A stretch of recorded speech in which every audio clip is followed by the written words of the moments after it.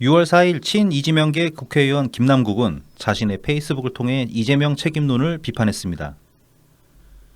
6월 3일 열린 당무 연석회의에서 거론된 이재명 책임론을 부족함을 돌아보는 반성이 아니라 당권을 향한 사심을 드러낸 것이라고 말했습니다. 쇄신이 아니라 계파의 이익에 따랐다는 것입니다. 선거 전부터 이재명 책임론은 논의되어 왔으며 선거 결과가 나오기도 전부터 이재명을 비난하려 준비 중이었다고 주장합니다. 선거엔 정작 도움도 주지 않으며 패배하기만을 바라고 있었고 패배했을 때 비난할 준비만 하고 있었다는 것입니다. 분열해서는 앞으로 나아갈 수 없으며 의원 개인, 계파의 이익이 국민과 당의 이익보다 더 우선할 수는 없다고 주장합니다. 민주당은 당원들의 것이며 국민 모두를 위한 공당이고 소수 몇 명에 의해 좌지우지되는 그런 정당이 아니라고 합니다. 그를 위해 실력으로 경쟁해야 하며 국민의 더 나은 삶을 위해 논쟁하고 제시된 대안을 통해 평가받아야 한다는 말로 자신의 페이스북 글을 맺습니다. 이재명 책임론이 선거 전부터 논의되어 왔다는 주장에 동의합니다. 그것이 지방선거 전부터 논의된 이유는 지난 대선에 대한 제대로 된 평가가 없었기 때문입니다. 졌지만 잘 싸웠다는 억지로 평가할 기회 자체를 박탈했습니다. 분열해서는 앞으로 나아갈 수 없다는 주장에도 동의합니다.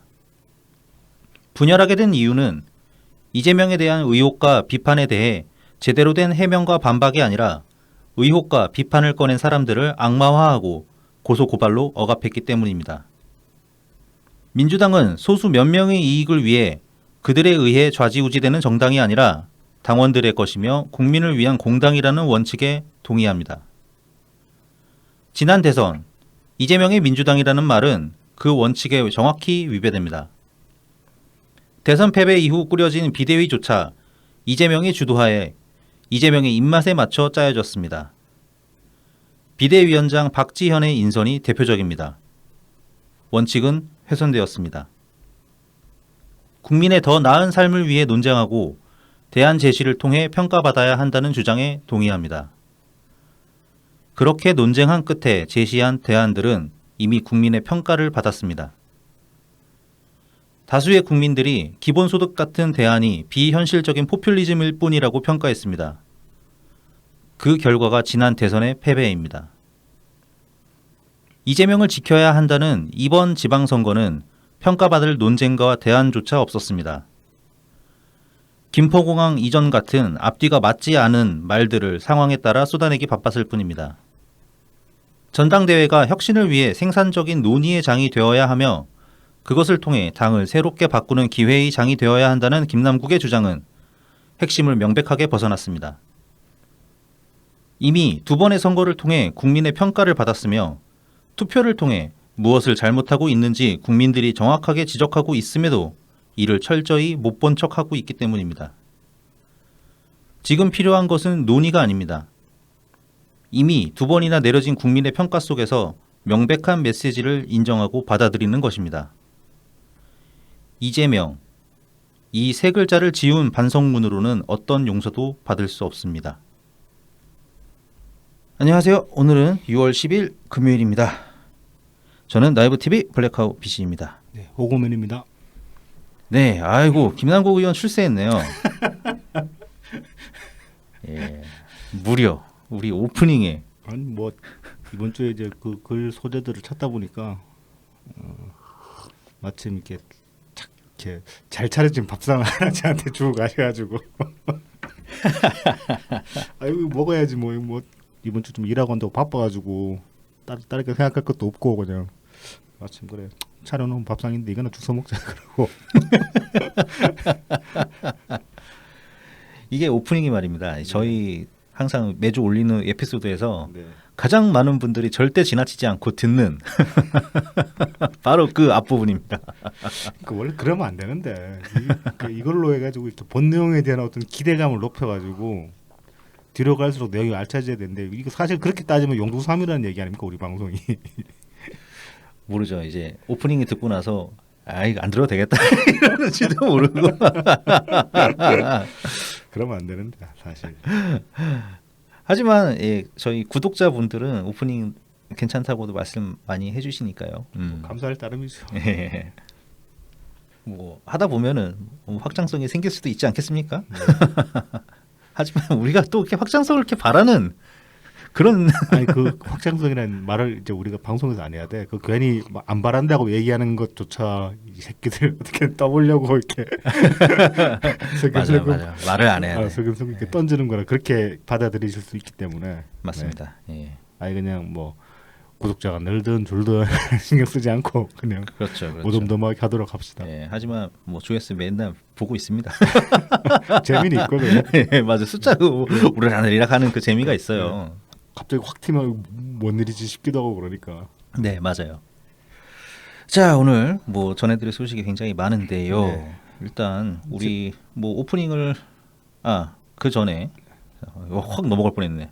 요 스몰 토크 이동형 TV랑 열린 공업 이야기만 좀 하고 갑시다. 네, 제가 네. 얘기를 꺼낼 테니까. 재미난 일들이 네, 뭐 재미난 소식이죠. 재미난 그렇죠. 소식이. 뭐 지난주에 이제 저쪽 판에 대한 매체라고 불리는 쪽 이제 그쪽 판이라고 해야지. 그쪽 판이 이제 좀 붕괴되고 균열된다. 균열이 있었다. 뭐 그런 이제 그런 조짐들이 보여가지고 네. 약간 이제 반갑다면 반갑고 난방하는 거 사실 좋아하면 안 되는데 이건 왠지 기분이 좋아가지고 뭐 이동형 TV에서 이제 뭐 이런 얘기를 했다고 합니다. 지금 원래 이제 OBS에도 진출해 있었구나 얘들이. 그랬나 봐요. 네, OBS 이렇게 잘 보지는 않으니까요. 네, OBS 그다음에 TBS 그다음에 곧 YTN까지 모든 방송에서 하차 압력이 들어오고 있다고 합니다. 뭐 종편이나 KBS, SBS도 이상 분위기가 감지되고 있고 남은 건 MBC 정도다. 뭐 이동형이 그런 식으로 얘기를 했다고 해요. MBC는 역시 사장님이 바뀌기 전까지는 사실 보면은 얘네들이 그러니까 그 이전에 이명박근혜 정권 때 뭐 KBS나 MBC가 그쪽 정권으로 장악된 것도 맞고 그다음에 종편도 시작된 게 애초에 이명박 정권에서 이제 밀어줘가지고 그렇게 시작된 거기는 하지만은 얘네들 정권 그 문재인 정권 들어오고 나서 문재인 정부 들어오고 나서 너무 전면군처럼 굴었어요 사실상. 네, 맞습니다. 그런 식으로 또 돌아가면 안 되는 거죠. 뭐 그냥 제로섬 게임으로 이기면 다 잡아먹고 지면 다 뺏기고 이런 식으로 지금 이동형이나 아니면 김어준이 했던 행태가 또다시 언론의 편중성을 계속 더 가속화시키는 그런 결과만 나왔잖아요 결과적으로. 그렇죠. 얘네들이 한번 이래버리고 나니까 이번 정권에 만약에 저쪽 유튜브 애들이 뭐 지상파나 케이블로 진출하면 그거 가지고 뭐라고 할 말이 없잖아요. 그래서 참 뭐 이건 좀 그 특히 이제 TBS 같은 경우는 좀 투표한 보람이 있다. 네, 들기도 하고 그렇습니다. 지금 서울시 의회가 이제 민주당이 원래는 다 잡아먹었다가 반수의장이 넘어가 버리는 바람에 원래 보궐 때 이제 그 오세훈이 되고 나서 TBS의 공격적인 말들을 하긴 했지만 막상 이걸 어떻게 바꾸려고 해도 서울시 의회가 민주당 거였기 때문에 그렇죠. 어떻게 할 방법이 없었는데 이제는 좀 다르다는 거죠. 뭐 실제로 그래서 김어준 하차 압력도 들어가고 있다는 것 같다는 뭐 그런 얘기도 있고. 사실 뭐 이게 의회 권력이나 아니면 행정 권력이 바뀌어서 김어준이 꼭 하차해야 되는 건 아니죠. 사실상 그렇던데 그동안 경고받은 게 얼마고. 맞습니다. 거의 방송 한두 개가 아닌데. 방심이나 그런 데서 제대로 조치를 했으면 김어준 이렇게 오래 못 버텼을 겁니다 아마도. 그렇죠. 예. 그리고 뭐 그거 아니더라도 미디어 비평 매체들, 그러니까 대표적으로 미디어 오늘 같은 매체들이 정말로 그 역할을 충실하게 했다면은 좀 다른 결과를 일찍 그 최소한 폭주를 막을 수는 있었을지도 모르죠. 근데 뭐 미디어 오늘도 그렇고 민원련 같은 그런 시민단체도 그렇고 민원련 특히나 김어준한테 신뢰하는 게 너무 크고. 네, 그렇죠. 뭐 미디어 오늘은 김어준보다는 김영민 쪽에 이제 많이 좀 네. 친하게 지내고 그런 것들이 있어가지고 그 사람들도 제대로 감시 역할을 못한 거예요. 편 들어주기 바쁘고. 네. 그리고 뭐 이동영 작가 같은 경우는 뭐 제법 오래 했으니까 뭐 잠깐 쉬어도 되지 않나? 오래 했다 이거. 그렇죠. 뭐 다시 뭐 실력도 없는데 제가 보기에는 팟캐스트나 하면 어울리지 진짜로. 우리 급이지. 아직 우리 그 정도는 아닌데. 우리가 아직 어그로도 좀 약하고 어그로 끌려면 그 인간만큼은 좀 끌어줘야 아주 그냥 쌍욕을. 그렇긴 합니다. 그 이제 그 막 말로 이렇게 사람 끌어들이는 힘, 그러니까 말맛 같은 걸 보면은 확실히 그 뭐 예전에 본인 말로 저기 융업소 저기 뭐야 호객했다고 하지 않습니까? 삐게 했었다. 네. 예. 그런 것도 하려면은 이렇게 말이 팍팍 꽂히게 해야 되고 사람들한테 강렬하게 말을 잘 전달할 수 있어야 되거든. 그런 능력이 있는 것 같아요 보면은 이동형이. 자, 뭐 이어서 이제 또 이게 정말 재밌었는데 오늘 새벽이냐? 오늘 아침엔까 이제 올라온 페이스북 이제 올라온 네. 글인데 이게 이제 그 열린 공감이 지금 네 분 일어나서 좀 깨지게 생겼다는 이제 그런 이제 내용인데 이게 그 열린 공감 그 출연진 중 이 사람은 이제 열린 공감 그 TV 그 법인에 정식으로 소속된 직원은 아니고 하지만은 거의 고정으로 출연하던 패널이었기 때문에 열린 공감 멤버랑 마찬가지였던 이제 김두일이라는 양반. 이 양반이 이제 페이스북 닉네임이 김 작가인데 네. 이 양반이 새벽에 글을 올렸어요. 그래서 이제 이 열린 공감 대표가 정천수라는 양반인데 이 양반이 이제 처음에는 자기 유튜브 개인 채널로 시작을 했다가 이게 이제 이 개인 채널이 열린 공감 TV로 그러니까 확장이 된 건데 네. 그렇게 해서 법인화 됐을 때도 이 채널의 소유권을 김두일이 그대로 가지고 있다고 해요. 열린 공감 TV 법인으로 넘긴 게 아니라 정천수가. 정천수가. 예예예. 네. 그래서 이제 그 와중에 대선 끝나고 나가지고 이제 한번 이제 멤버들을 불러가지고 밥을 먹으면서 뭐 이제 검찰이 표적 수사하고 이제 별건 수사로 이제 좀 압박해오고 있다. 그렇게 얘기를 하면서 자기는 뭐 열린 공감에서 얼마 전에 뭐 시민 포털 이야기 나왔잖아요. 네네. 뭐 미국에 가다가 뭐 미국에 가서 시민 포털을 만들겠다. 뭐 이러고서. 네, 그래서 이제 그 시민 포털 관련해 가지고 이제 뭐 후원도 받고, 그러니까 투자도 받고 하면서 투자도 받을 겸해서 이제 미국으로 자기는 잠시 떠나야겠다 그렇게 얘기를 했다고 해요. 이게 이 투자를 받기 위해서 손을 잡은 사람이 이 사람이 또 재밌죠. 네, 옛날 그 옵티머스의 경영자였던 네네, 이혁진 씨였나? 네. 이혁진 사장. 네, 예. 뭐 그러면서 이제 자신은 뭐 밀려나가지고 옵티머스 사건이랑 아무 관계가 없다 뭐 이렇게 네. 해가지고 이제 실제로 뭐 재판을 받거나 그러지는 않았던 것 같고 어쨌든 네. 그냥 미국으로 다시 돌아가가지고 네, 짱 바뀌었다고 할 수가 있겠죠. 네. 예. 근데 이 사람이랑 뭐 어떤 친분이 있었는지 그러게 말입니다. 뭐 열린 공감에서는 뭐 자기네들이 그 이혁진을 통해서 옵티머스의 실체를 밝혔다 뭐 이런 식으로 그러니까 자주 만나서 뭐 인터뷰도 좀 따고 하긴 한 것 같아 보여요. 뭐 실체를 밝혔다까지 인정할 수 있는데, 근데 그럼 뭐 취재원한테 투자 받아가지고 언론사가 취재원한테 투자를 받아가지고 뭐 사업을 벌려요? 이거 그럼 애초에 그때 한 취재가 어떤 청부 폭로였다 이런 식으로 비판받을 수 있는 거 아니야 사실은. 그렇게 연결할 수도 있죠. 그죠? 예. 그러니까 애초에 정말로 그 말들을 다 믿어준다고 해도 이 관계 자체가 그렇게 자연스럽거나 이렇게 뭐 좀 매끄럽게 보이지는 않는다는 거죠. 네, 어쨌든 그런 식으로 좀 구린. 네. 예. 그래서 뭐 시민 포탈 무슨 또 시민 포탈이냐. 그러니까 이제 웃기는 게 이 사람이 그 검찰의 수사망이 좁혀온다는 얘기를 해서 얘기를 해놓고 나가지고 자기는 미국으로 가는데 검찰 수사 때문에 가는 게 아니라 시민 포탈 때문에 가는 거다라고 얘기를 했다는 거예요. 그리고 500억. 네, 500억 땡기러 간다. 네, 500억 땡길 수 있다고 그러고 갔는데 정작 미국 가가지고는 뭐 500억에는 5억도 겨우 땡기네 만에 그러고 있고, 근데 그조차도 지금 그 열린 공감의 이제 그 법인 계좌가 아니라 이 정천수 개인 계좌로 이제 후원을 받고 그 투자를 받고 있다고 합니다. 이거는 후원 역시 마찬가지로 그 후원금법 위반인가? 무슨 근데 법 위반이잖아요. 투자니까 이게. 이거. 투자니까. 그런데 이제 그래서 이제 그 멤버들한테 항의를 하니까 이 양반이 또 이제 뭐 그 시민 포털의 열린 공감이나 별개의 사업이다. 뭐 그런 식으로 또 얘기를 했다고 하고. 그렇죠. 뭐 맞아. 네. 뭐 시민 포탈은 내 개인 사업이다. 뭐 이런 네. 식으로 얘기했다는 것 같죠? 그리고 이제 그 출국 전에 이제 그 검찰 수사 관련해 가지고 얘기를 하기를 뭐 이제 조사 들어갈 텐데 그러면은 다들 가가지고 다 대표가 시켜서 한 일이라고 그렇게 얘기를 하라고 그랬다고 해요. 자기가 다 총대 맬 테니까. 그런데 이제 출국 뒤에 이제 정보 공개 청구해가지고 진술서를 받아가지고 보니까 진술서에는 뒤통수 치는 소리만 잔뜩 해놓은 거야. 야, 네. 취재 내용 내가 전혀 모르고 네, 나는 모르는 거다. 기자들이 알아서 한 거다. 정 반대로. 네. 와. 씨.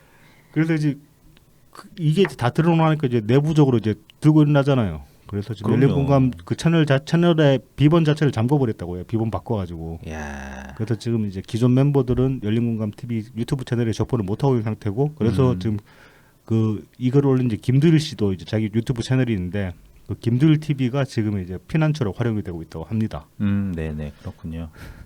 한번 이렇게 터지고 나면은 뭐 설령 재결합 하더라도 좀 모양새가 안 좋고 옛날만큼 위세는 안 나오겠죠. 공신력도 떨어질 수밖에 없고. 이거는 뭐 재결합 못하죠. 이거 모르겠습니다. 근데 뭐 이게 무슨 그 음악적 방향이 달라서 막 헤어졌다가 막 다시 한번 의기투합 해보자 이런 것도 아니고 아니 뒤통수 세게 한번 때리고 날아가는 건데. 근데 이쪽도 워낙 그 호구들이 많아가지고 이런 것도 그냥 그럴 수도 있지 뭐 그러고 넘어간 사람도 있을 것 같고. 근데 당사자들이 쉽게 못할 것 같은데. 상당히 상쾌합니다. 그래서 결국 얘네들도 보면 돈으로 결국 망하는 거 아니에요. 뭐 그동안에 뭐 언론에 뭐 정의가 어떻고 그런 소리를 했는데 제가 그 락밴드 중에 섹스 피스톨즈를 좋아하는 이유가 딱 한 가지인데 네, 얘네들 실제로 쓰레기였잖아요 삶이. 네네 그랬죠. 그래서 이제 80년대 초에 해체가 됐다가 90년대 중반에 재결성을 합니다. 그래서 이제 그 보컬인 자니 로튼한테 너네 뭐 때문에 재결성하는 거냐 물어보니까 딱 한마디로 요약을 해요. 돈이 다 떨어져서 재결성하는 거야. 그래서 그 말을 듣고 박수를 쳤죠. 이 새끼들 정말 펑크 맞다고. 솔직해야죠. 그렇죠. 쓰레기 같은 소리를 내가 쓰레기 하는 사람이 쓰레기 같은 소리를 대놓고 하면은 그걸 인정해줘야 되는 거잖아요. 멜링컴도 그냥 펑크 정신으로 펑크 정신으로 그냥 다 욕하면서 돈이 최고야 그러고 나가라고 그냥 저기 같은 그런 소리 하지 말고 펑크 저널리즘 네. 뭐 이런 거. 마침 그 막 약했던 분도 있고 그렇잖아. 그 출연진 중에 그거 락스피릿이야 락스피릿. 그래서 스피릿이 있죠. 네. 뭐 이 정도로 앞에 좀 입털기를 해보고 네. 본 내용으로 들어가 보십시다. 그 전에 이제 저희를 도와주시는 고마운 분들 네. 소개해드리고 본 내용으로 들어가겠습니다. 후원 계좌를 통해서 트친 S님, 난 누구게님, 달탄양님 후원해 주셨습니다. 감사합니다. 감사합니다. 그리고 제공입니다. 사장님 요새 소식이 뜸합니다. 트위터 왜 이렇게 조용하십니까? 그 아마 저기 부채 발송하시는 분 오늘 보니까 지금 부채 많이 이제 받으셨다는 분들 나오고 있던데 그 엊그저께 그 트럭에 그 8톤 트럭 실려온 거 보시잖아요. 박스. 네. 야, 엄청 어마어마한 위용을 네. 뽐내더라고요. 그 뭐 배송 대행업체에 위탁했다고 해도 이거 제대로 들어간지 다 체크하려면 그것도 꽤 노동이니까. 부채가 9만 장이라고 했던 거예요. 네네. 예, 진짜 어마어마하더라고요. 어마어마합니다. 네. 지금 오늘 뭐 많은 분들이 지금 속속 받아 보시는 것 같더라고요. 네네. 예. 당첨되신 분들 축하드립니다. 그것도 이제 패자 부활전이 있다니까. 패자 부활전. 네. 그 저기 심사에서 떨어지신 분들 너무 낙심 마시고 패자 부활전 공지 기다리시면 될 것 같습니다. 네, 그러면 다시 컴리스 컴퓨터로 넘어가서 바쁘셨을 거라 추정하는 네. 부산 사하구 개정로 221 사하시장 복개로 입구에 있습니다. 컴퓨터 조립 수리 전문점이고요. 원하시는 사양에 맞는 최적의 견적을 내드리고 조립 세팅까지 완벽하게 마무리해 드립니다. AS 고장 수리 원격 지원 및 업그레이드도 가능하니까 부담 갖지 마시고 언제든지 문의 주세요. 070-8742-9595입니다. 그리고 달품은 농장입니다. 트위터, 인스타그램에서 달품은 농장, 농사 짓는 문파로 검색하시면 됩니다. 청란, 청계육, 친환경 우렁이쌀, 고춧가루, 참기름, 들기름, 서리태, 콩, 찰, 옥수수 판매하고 있습니다. 그리고 지금 행사 중인 미숫가루, 옥수수 뻥튀기 많은 사랑 부탁드립니다. 아직 다 못 팔았나요? 아직 일단 완판됐다는 소식을 못 들었습니다. 네, 뭐 많이 나갔다는 트윗은 저도 봤는데. 네네. 자, 그러면은 이번 주 이야기를 시작해 봅시다. 일단 우리 오프닝에 이제 김남국 얘기를 했는데 이 지방선거 끝나고 나서 이제 지방선거에 대한 뭐 이재명 비토가 나왔죠. 비토 할 만하니까 나온 거고요. 그렇죠. 네. 뭐 실질적으로 성적으로 증명을 하지 않습니까? 경기도만 봐도 지금 김동연이 김동연이 이긴 지역구 중에 예. 김동연이 이긴 시 경기도 내 기초단체제 뭐 당장 봐도 그러니까 민주당이 이긴 경기도 시장이 이제 총 9개 지역이고 김동연이 이긴 지역이 총 13개 지역입니다. 네. 그중에 이제 그 민주당이 패배한 지역이 이제 김동연이 이긴 지역 중에 민주당이 패배한 지역이 6개예요. 그러니까 결국은 보면 김동연이 어느 정도는 자기 개인기로 돌파를 했다고 봐야 되는 거거든요. 네네. 그렇죠. 이거면 결국 이제 이재명이 경쟁력이 그만큼 없다는 소리가 되고, 왜냐하면 이재명을 전면으로 내세웠고 더군다나 전임 시장의 어떤 프리미엄도 있을 수 있었는데 그것마저 다 깎아모은 상태로 김동연이 겨우겨우 이긴 거 아닙니까 사실상. 이게 지금 만 표도 안 되죠. 만 네, 표. 김은혜랑 8천 몇 표 차이 났었는데 그나마도 보면 강용석이 5만 표 정도 가져갔단 말입니다. 그렇죠. 이게 이제 만약에 단일화 돼가지고 고스란히 그 김은혜한테 흡수됐을까라는 거는 다시 한번 좀 생각해볼 여지가 있긴 하지만은 그래도 강용석이 어느 정도 뺏어갔다는 거는 부인할 수 없을 거예요. 네. 그리고 근데 이제 김동연도 네. 뭐 단일화 논의 자체가 아예 실종되긴 했었지만 뭐 예를 들어서 이제 범진보 진영이라고 하는 네. 뭐 정의당도 있고 네. 이제 그런 다른 중소 정당들 후보가 가져간 표가 강용석이 가져간 표랑 비슷해요. 비슷비슷합니다. 예. 하지만 사실은 그거는 같이 말할 수가 없는 게 그 지방선거가 지금 대선 바로 다음으로 치러졌기 때문에 아직까지 민주당이 디펜딩 챔피언의 입장이었고 그러니까 야당이 됐지만 여당의 입장으로 치른 선거라고 볼 수는 있거든요. 그러면은 뭐 진보 진영 당이나 이런 소리는 진짜 하면 안 되는 거죠. 그건 염치 없는 소리죠, 사실은. 야당일 때면 모르겠지만은. 네네. 아무튼 그래서 이제 김동연이 어느 정도 자기 개인기로 돌파했다고 이제 그 숫자만 놓고 비교해봤을 때 그렇게 충분히 결론을 지을 수가 있는 거고 그러면은 이재명이 경쟁력이 없다는 얘기니까 이재명 비토론을 충분히 해볼 수 있는 얘기죠. 네, 경기도를 예를 들어도 할 수가 네. 있고 그 외에 뭐 서울이 있고요. 서울에서는 그리고 이제 인천도 있습니다. 전동에 그 송영길만 따지면 다 졌잖아요. 100% 졌잖아요. 100%. 네, 서울 전역에서 다 졌잖아요. 네. 이거는 이제 송영길 개인이라고만 말할 수도 있겠지만 그렇게 그렇죠. 말할 수가 없는 게 그렇죠. 이재명에게 무려 자신의 지역구를 헌납하고 네, 네, 서울에 봉사해보겠다고 그렇죠. 서울에 딱 들어왔는데 네, 거의 한 몸처럼 움직이지 않았습니까? 그렇죠. 그 뭐 심지어 저기 김포공항 이전은 뭐 자기랑 이재명이 준비한 것 같은 그런 소리까지 했으니. 그러니까 말이에요. 네. 그러니까 처참하게 깨어진 서울시 이거 대선이랑 비교해 보면은 대선 때보다도 훨씬 못 받았어요. 그렇죠. 예.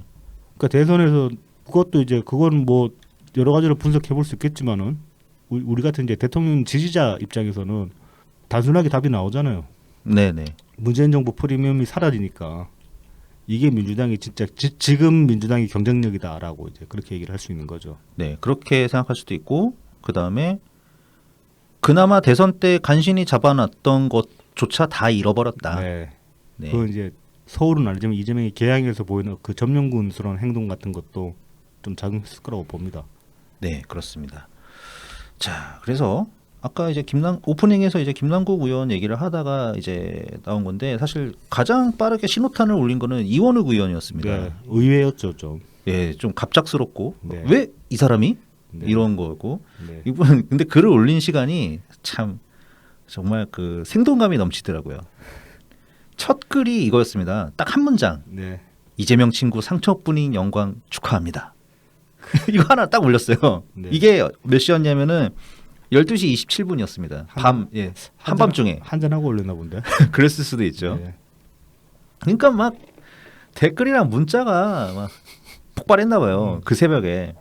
아마 많이들 잠을 못 이뤘겠죠. 네. 막 그 개표 결과 보느라고. 그래가지고 이제 글을 하나 더 남기고 마지막에 새벽 3시 20분에 그냥 거의 이제 끝났다고 보는 그 시간에 이 제목의 글을 올렸습니다. 필요하다면 대표 수박이 되겠습니다. 네. 와, 그냥 자기가 수박이 되겠다고. 네. 이현욱 의원은 그 이전에 수박이라는 말을 한 적이 없었나? 아, 그거는 찾아보지 않았네요. 네. 이 양반도 왠지 했을 것 같은데 뭐 공식적으로 안 했더라도 사석에서는 했을 것 같은데. 사석에서는 글쎄요. 예, 뭐 사석까지는 뭐 알 수가 없죠. 네. 그래서 그 대표 수박과 상처뿐인 영광 이 두 글 사이에 하나의 글이 있었는데 네. 이게 이제 그 글의 결론이 그거였습니다. 나부터 반성하는 민주당이 되자. 이게 이제 나부터 반성하자니까 그러면 야 모두 다 같이 반성하자는 얘기냐? 네. 약간 물타기스러운 것도 있는데 사실 전체 내용을 보면은 그렇지는 않고 이 글까지 이제 많은 비난이 쏟아지니까 이 대표 수박이 되겠다라는 글까지 남기게 된 것이었습니다. 나름 이제 그 말하자면 뿔나가지고 삐져가지고 확 질러버린 거네. 그랬을 수도 있죠. 네. 예.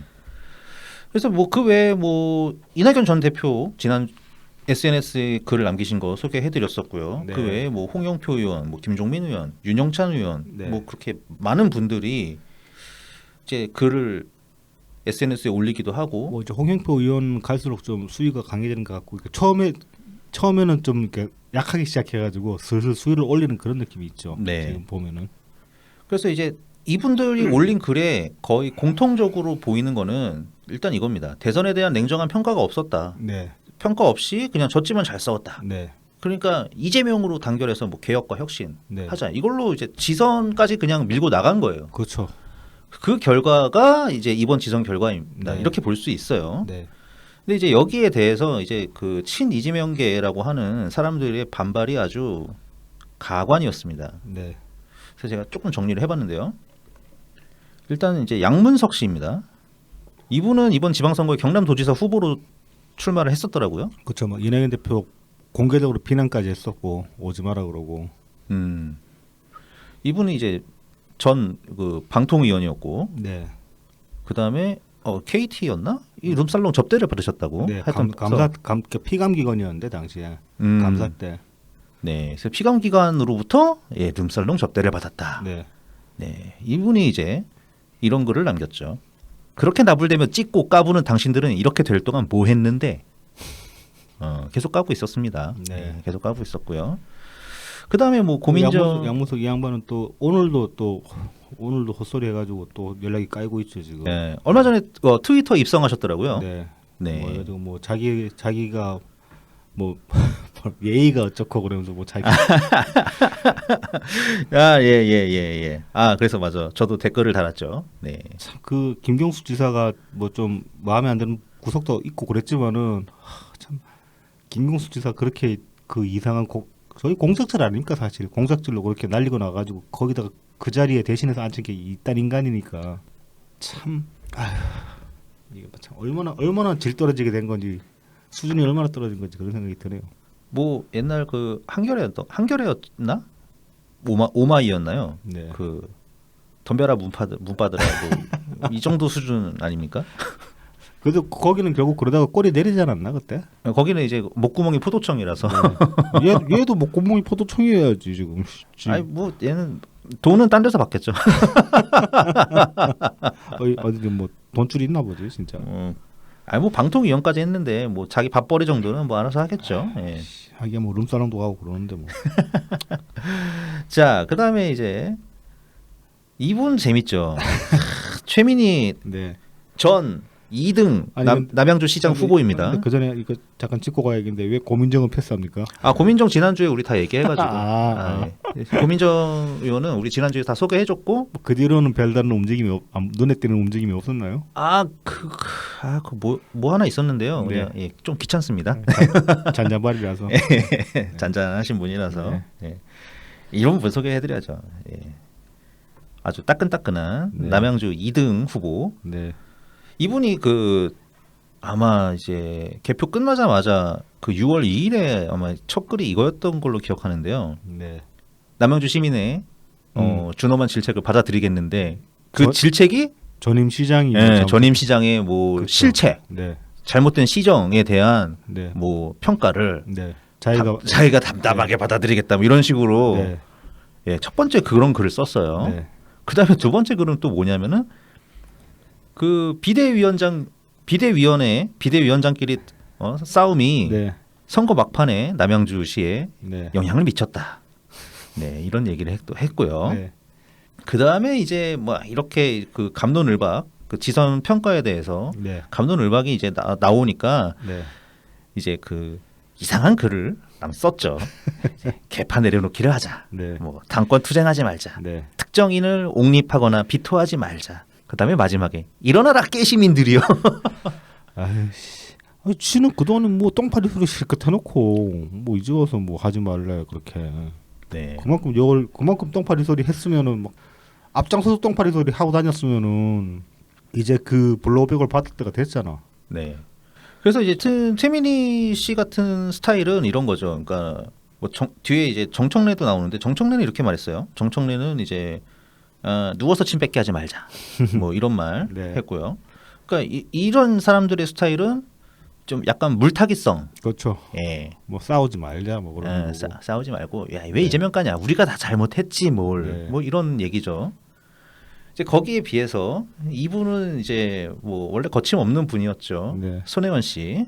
손혜원 씨는 이낙연 전 대표를 대놓고 그냥 저격을 했어요. 네. 이낙연 전 대표께서 SNS로 글을 올리시 얼마 안 돼서 바로 뭐 이낙연이 뭐 한 게 뭐 있냐 이런 식으로. 원인이 이낙연이다 그런. 아, 와 원인은 이낙연이다. 네.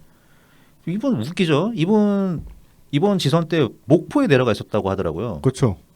그래서 목포시장이 무소속 시장에 당선이 됐는데 네. 이분 당선되게 한 1등 공신 뭐 옆에서 뭐 홍보나 뭐 이런 거 다 네, 도맡아서 했다고 해요. 손혜원 네, 씨가. 네.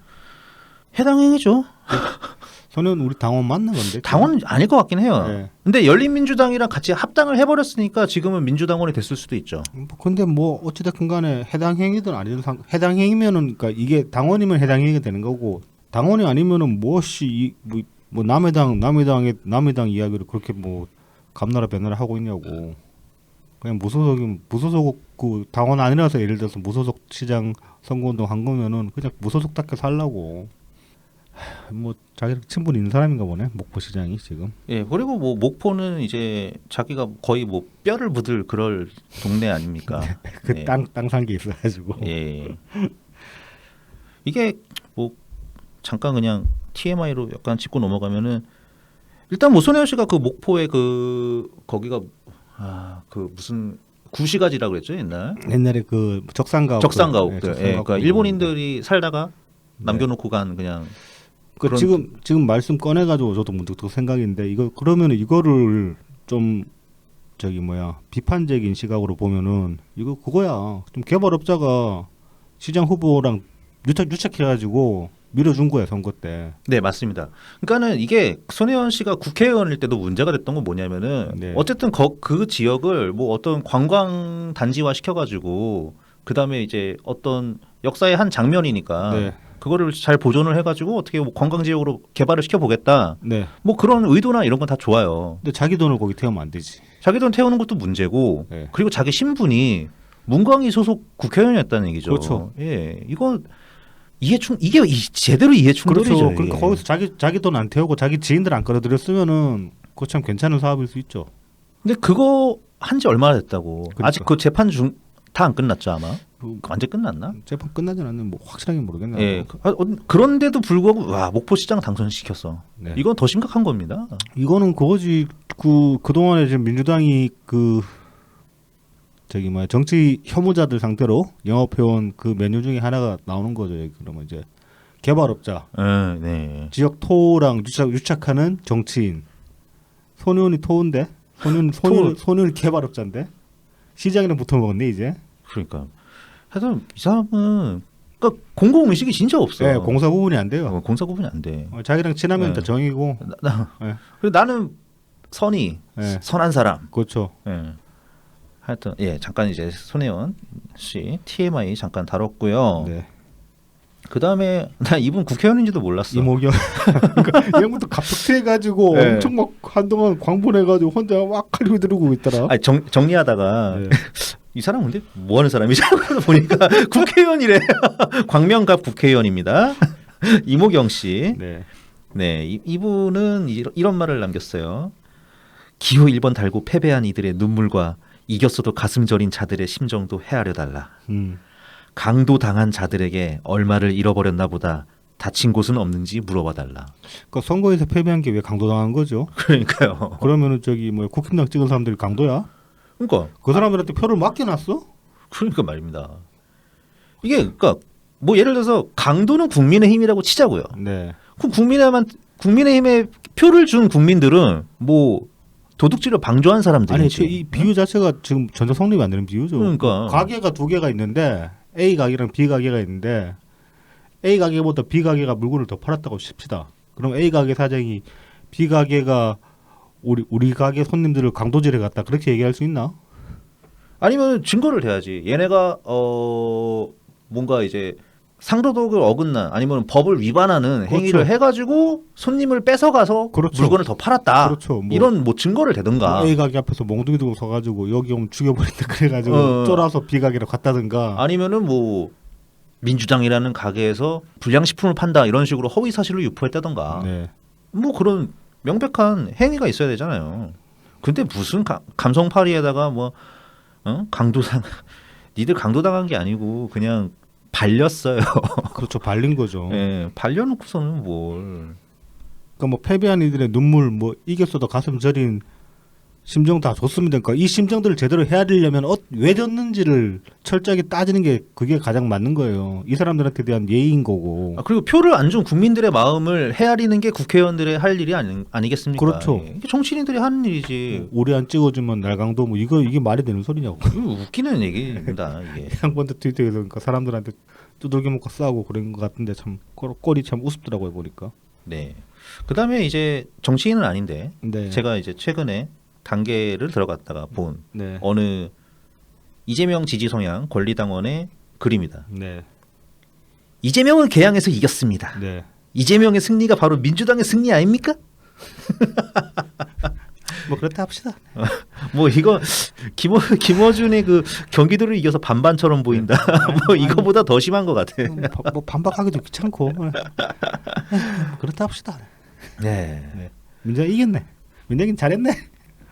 어쨌든 지금 이제 이런 식으로 뭐 물을 타는 사람들, 뭐 이재명을 죽이기 위해서 일부러 들고 일어났다고 이렇게 네. 나오는 사람들 네.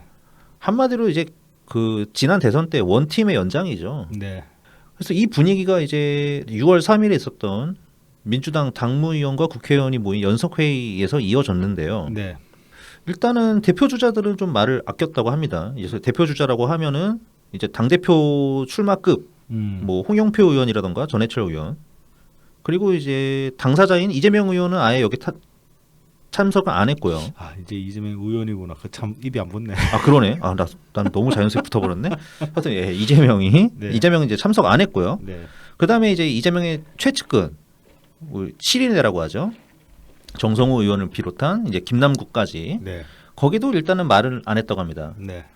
그 대신에 이제 뭐 여러 뭐 이병헌 의원이라든가 서른 의원, 네. 뭐 그다음에 또 이제 다른 전해석 의원 같은 분들이 이제 비판의 날을 세웠고요. 네. 그다음에 여기에 대해서 난 이거 보고서 정말 빡쳤었는데요. 네. 이 기사에서는 이제 이름이 안 나오고 범 이재명계 뭐 초선 의원이라고 나오더라고요. 네. 그래서 이 사람도 이렇게 얘기했다고 합니다. 문재인 정부 집권 5년간 벌어진 부동산 정책의 실패와 난맥상을 먼저 평가해야 되지 않겠냐. 네. 이렇게 받아쳤다고 합니다. 끝까지 부동산 물고 늘어지죠. 물고 늘어지는 거 좋다 이겁니다. 좋다 이거야. 뭐 문재인 정부도 평가해야죠. 평가해야죠. 네. 평가해야 되는데 네. 이 과정을 보면은 아니 이번 선거가 문재인 정부 때문에 패배한 지방선거냐 아니, 지난 대선까지도 마찬가지입니다. 네. 그거를 따져봐야죠. 그렇죠. 따져봐야죠. 그러니까 예를 들어 부동산 정책이 일정부 이 사람들 주장대로 실패를 했다고 쳐도 그걸 감안하더라도 문재인 정부가 과연 그렇게 박한 평가를 받았느냐 그걸 따져봐야 되는 거죠. 예. 근데 임기 후반까지 역대급 지지율 기록했잖아. 그렇죠. 민주당 지지율만 거기에 못 미쳤어. 자 부동산 실패했다고 칩시다. 그러니까 정말로 방역은 그러니까 정권의 전반기가 부동산 그 가장 큰 이슈가 부동산이었다면 중후반기는 거의 3년을 잡아먹었습니다. 방역으로. 방역 전 세계에서 제일 성공한 나라 어딥니까? 대한민국이죠. 네. 그걸로 예를 들어서 부동산 정말로 말아먹었다고 쳐도 방역 하나로 다 커버리지 되는 거 아니에요? 이만큼 사람들 살려놨는데. 네, 그 종합 점수가 문재인 대통령님의 마지막까지 이어졌던 40%가 넘는 그렇죠. 국정수행 지지율이었습니다. 네. 근데 그거를 여기다 갖다 붙이나? 그렇죠. 예. 끝까지 이제 이재명이라는 말이 안 나오게 하려고 이 핑계 저 핑계 다 그러다 이제 놓고 있는 거죠. 그리고 이제 지방선거만 놓고 얘기를 하자면 네. 이번 그러면 지방선거가 대선 때 이재명이 받은 표만큼이라도 받아봤냐? 그것도 아니죠. 네, 아니죠. 그리고 이거는 정확하게 대선 이후에 여론조사 민주당 지지율 흐름하고도 정확하게 일치합니다. 네. 네, 그러니까 민주당 지지율은 딱 그 시기죠. 이제 5월에 문재인 대통령님 퇴임하시고 윤석열 취임하고 네. 그리고 민주당은 검수완박 네. 엄청나게 내세우면서 네. 네, 고삐를 그냥 바싹 지었죠. 그러면서 강행 통과 결국 시켜버리죠. 그래서 그 검수한박 담론 자체가 담론 자체의 찬반보다 그걸 밀어붙이는 과정에서 보인 작태가 너무 한심했죠. 저기 네. 뭐 그 민병덕이었나? 민형배. 민영배 뭐 탈당을 시키고 아직도 복당 안 되고 있는데 복당을 한 해 만에 그러고 있죠. 네. 그런 꼬라지 보이고 막 그 저기 김진표 의원 막 법사위에 집 밀어 넣어 가지고 그렇죠. 네.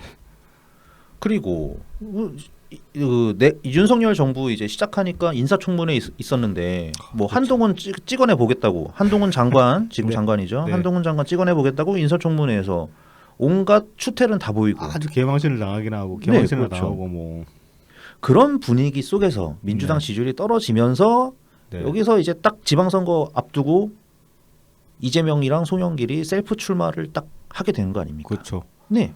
그런 상황에서 시작한 거예요. 뭐 저는 뭐 그러니까 지극히 주관적인 평가로 뭐 문재인 정부가 정말 부동산 때문에 이제 이름표가 있다고 칩시다. 근데 그거 이름표보다 한 10배는 더 표 잃었다고 생각하는 게 이재명이 지방선거 초반에 개항 그 동네 돌면서 유세 다닌 그 영상들 그렇죠. 네. 한 일주일 정도 그 점령군처럼 군 그 작태들 그게 표 한 10배는 더 까먹었다고 생각해요. 그럼요. 네. 그러니까 이 이재명 출마에 대해서도 네. 다 여론조사 데이터가 있지 않습니까? 그렇죠. 이재명 출마에 대해서는 부정적인 여론이 더 많았어요. 네. 네. 현재 지금도 보면 그 당대표 관련해서 여론조사 지금 뉴스토마토에서 이제 한글 미디어 오늘에서 이제 인용한 기사를 하나 봤는데 보면은 일반 국민 상대로 한 여론조사에서는 이재명 출마 반대가 50%가 넘어가요. 50점 몇 프로고 찬성이 38인가 39 정도 나옵니다. 일반 국민들 상대로는. 근데 네. 이제 민주당원 지지층 상대로 한 여론조사에서는 그 이재명 당대표 출마 찬성이 78% 정도. 반대가 18%가 그 정도 나옵니다. 그러니까 당심이랑 민심이랑 거의 한 30% 가까이 차이가 나요. 근데 이 괴리를 못 메우면은 저는 가망 없다고 봅니다. 계속 번선해서 뭐 이제 다음 총선에는 지역구에서 그나마 이제 개인기로 버틸 수 있는 의원들은 살아남겠지만은 당심 등에 입어야지 이제 이길 수 있는 의원들도 있잖아요. 자기 네. 경쟁력이 부족하면은 그런 케이스는 다 전멸할 거고 대선도 이 식으로 계속 나가면은 택도 없다고 봅니다. 네. 그러면 계속 한번 이어서 얘기해 보겠습니다. 네. 그래서 이제 지방선거가 시작할 때쯤에는 이제 이미 민주당 지지율이 분위기가 매우 안 좋았죠. 네. 그래서 정치 지형상 굉장히 안 좋은 상황이었고 그런 상황에서 전략공천위원회에서 송영길을 컷오프를 한번 시켰어요. 그렇죠. 시켰는데 비대위에서 다시 살려줍니다. 저 번복을 하죠. 네, 이때 이 전략공천위원회의 위원장이 이원우 의원입니다. 그렇죠. 네. 그렇죠. 그러니까 짜치죠. 아니 내가 이 전략공천을 담당하는 위원회 위원장으로서 네. 이 위원들과 합의를 해가지고 네. 송영길 의원은 이번에 빼는 게 낫겠다 네. 했는데 비대위에서 안 돼 올려. 그리고 당시에 이제 그 경쟁력 차원에서 제 최우선으로 고려됐던 분은 이제 이낙연 대표라고 하죠. 네, 네. 근데 이제 그래서 본인도 이제 고사를 하셨다가 뭐 당에서 이제 나가달라고 그렇게 요청을 하면은 수락하겠다 그렇게까지 말씀을 하셨는데 그래서 이제 거기에 대한 빌드업으로 박지원도 이제 초창기에 송영길 안 된다고 뭐 그 저기 부동산 같은 그 책임 있는 사람은 예. 안 된다 그렇죠 얘기를 하면서 이제 박지원 본인 입으로 안 된다고 얘기를 했는데 그게 이제 박지원 본인 입으로 번복이 돼버리죠. 네, 맞습니다. 네. 그리고 이제 그 막후에 이제 이재명이 있다라는 그런 이제 추측 기사들이 많았고. 네, 뭐 서울은 송영길, 경기는 김동연 뭐 네. 이런 식의 얘기가 이미 찍어놓고 이제 네. 시작했다고. 돌았었죠. 하여튼 뭐 그런 상황이니까 이게 이재명의 책임이 없겠냐고. 그렇죠. 지금 이 펼쳐진 지금 지방선거 이제 유세가 펼쳐지기 직전까지의 상황도 이재명 네. 이름 빼기가 힘들어요. 애초에 그리고 지방선거 때 담론이 뭐 민주당 살려야 된다, 이재명 살려야 된다 그 얘기만 주창했잖아요. 초반에 보면. 네. 그러다가 그게 안 먹히니까 또 막 이상한 공약들 특히 뭐 그 김포공항 이전 뭐 저희 인트로에도 말씀드렸지만 그런 이상한 소리들을 꺼내고 네, 했던 거고. 그러니까 선거운동 시작한 다음에는 그 이재명의 그 유튜브를 타고 네. 흘러다닌 이상한 유세, 막 네. 시민들이랑 싸우고 예? 시민들이 항의하면은 뭐 저 싫어하시죠 이런 식으로 그렇죠. 반응하니까 거기 개딸들이 우르르 가가지고 예, 막 항의하고 예, 겁주고 막. 그다음에 뭐 김포공항 이전까지 김포공항 이전은 정말 막판에 나왔으면서 심지어 제주도 털릴 뻔했어요. 그렇죠. 예, 우리 간당간당하게 이번에 경기도 제주도 이렇게 건졌는데 전라도 빼면 네. 그 날라갈 뻔했습니다. 그렇죠.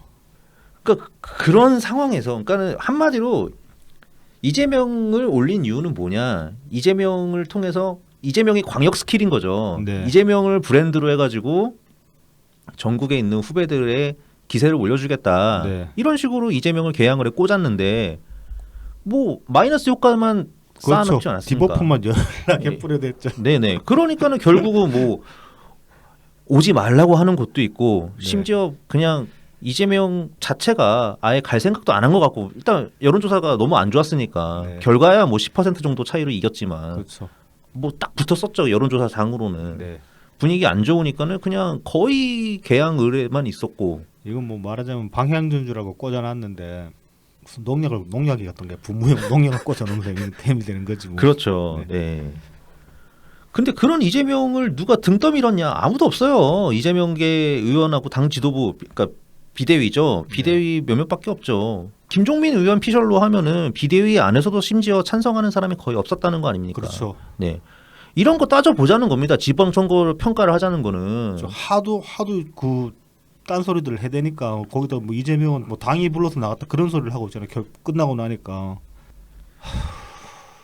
자 여기서 이제 아까 그 이원욱 의원의 페이스북 이원욱 의원이 이제 지선 분석을 한 게 있어요. 네. 이거를 잠깐 보면은 일단 정치 지형상에서 보면은 중도층이 이탈했다. 네. 민주당을 지지해주는 중도층이 이탈한 상태에서 펼쳐진 선거다. 네. 그리고 민주당은 윤석열은 대선 때 뭐 안철수랑 통합도 하고 하면서 어떤 보수 대통합 이런 자신한테 유리한 구도를 네. 만들었는데 민주당은 그렇게 하지 못했다. 네. 네. 그 다음에 이제 민주당의 어떤 주체적 역량이 부족한 거를 두 가지를 꼽았는데요. 그 중에 하나가 이겁니다. 이재명 씨 부인 김혜경 여사의 법인카드 악재. 그러니까 이거를 전혀 제대로 핸들링을 못했죠. 네. 뭐 제대로 실드를 제대로 못 치고 이상한 실드만 그냥 잔뜩 뭐 늘어놓고. 억지 사과만 해놓고 나중에 또 딴소리 했고. 네네. 그거를 민주당에서 아무것도 처리를 하지 못했어요. 그 다음에 정확하게 이제 이 민주당을 둘러싸서 국민이 둘로 갈라지죠. 네. 뭐 사실 이거는 국민이 갈라졌다고 할 수도 있고 아니면 당심과 민심이 딱 정확하게 나뉘어졌다고 할 수도 있는 건데 네. 온도 차이가 너무 크죠. 그렇죠. 지지층은 민주당이 의회 권력을 확보하고도 개혁을 하나도 못한다. 네. 이렇게 얘기하지만 네. 반대쪽에서는 이거는 민주당이 오만과 독선으로 막 나간다. 그렇죠. 뭐 이런 얘기를 하고. 뭐 근데 그 두 가지는 수렴할 수 있습니다. 그러니까 애초에 민주당이 개혁을 내세웠지만은 실제로 개혁 의지는 없는 상태에서 오만하게 굴었다는 거는 결국 이제 자기들끼리 지분 챙기고 나눠 먹기만 열중했다 그렇게 얘기할 수 있는 거니까 사실 그 두 가지 이야기는 그렇게 배치된다고 저는 생각하지는 않습니다. 다만 이제 그걸 어떤 위치에 서서 보느냐에 따라 가지고 한쪽은 개혁 의지가 부족했다라고 이야기하는 네. 거고 다른 쪽에서는 저 새끼들 맨날 지들끼리 챙겨 먹기만 하고 있다 그렇게 볼 수 있는 거니까. 어쨌든 그 온도차 안에서 어떤 제대로 된 행동을 못했기 때문에 역시 중도층이 이탈하는 것을 막지 못했다. 네. 이렇게 볼 수 있는 거죠. 네. 그 다음에 이제 지방선거로 넘어오면은 지방선거 전력이 없었다. 그러니까 대선 평가가 제대로 이루어지지 않았으니까 네. 지방선거에 대한 전략이 제대로 세워지지 않았고 그런 상황에서 검수완박은 그냥 여론의 반대에도 불구하고 밀어붙여버렸고 네. 그 다음에 공천 원칙은 깨졌고 음. 그 다음에 이제 마지막으로 비대위가 갈팡질팡 행보를 보였다. 자, 뭐 이렇게 정리를 하더라고요. 대체로 이제 그 분석들은 뭐 어느 정도 수긍할 수 있는데 네. 한 가지 저는 이게 사실 사소해 보이지만 되게 큰 요소라고 생각하는데 그걸 간과한 것 같거든요. 네. 그게 태도 보수입니다. 태도 보수. 음. 민주당이 그 이재명을 전면으로 내세우면서부터 하기야 그 이전 뭐 이해찬 당대표 때부터 그랬긴 했는데 태도 보수라는 그 가치를 잃어버렸어요. 대통령님도 집권 초반에 말씀하셨잖아요. 뭐 태도가 거의 본질이라고. 네.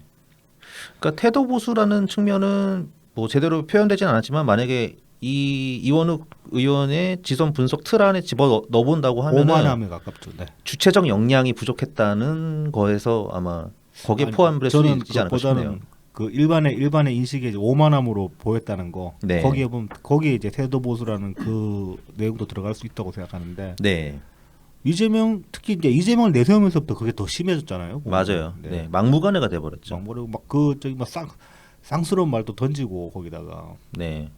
그다음에 자기 당내에서 그 갈라지는 지지층에 대한 어떤 그 공격 같은 거 그거 저 일반인도 쭉 보고 있었습니다. 대선 때 그 대선 이전까지는 그게 외부로 불거질 일이 없었기 때문에 뭐 그냥 우리 당 안에서 일이었지만은 대선 전국 들어서면서 똥파리 소리하는 거 그거 다 외부에 다 나오고 그래가지고 다 알잖아요, 이제 사람들이. 조금만 그러니까 중도 중에서 뉴스라도 챙겨보는 사람들이면은 민주당 안에서 저희 문재인 대통령 지지층들 상대로 똥파리 소리 한다는 거 그 정도까지는 알잖아요. 네. 그런 것들이 다 마이너스 요소가 되는 거죠. 네. 그래서 아까 이원욱 의원이 이러한 상황에서의 결론을 네. 자기 자신부터 반성하는 민주당이 되어야 된다. 이렇게 얘기했다고 하는데 사실 이거는 그냥 물타기로서만 통하는 얘기가 아니라 그렇게 볼 게 있는 게 이 네. 민주당 안에 이재명계가 다수라고 할 수 있지만 네. 사실 그 안에 제법 상당한 수의 거기에 따르지 않는 의원들 아니면 세력이 있거든요. 그렇죠. 우리가 아니더라도. 네. 그런데 전부 조용히 있었어요. 네. 그러니까 이 상황이 안 좋아지게 그냥 가만히 있었다. 물론 이제 뭐 말을 해서 통할 것 같은 분위기도 아니고 뭐 그런 것도 있긴 있었을 거예요.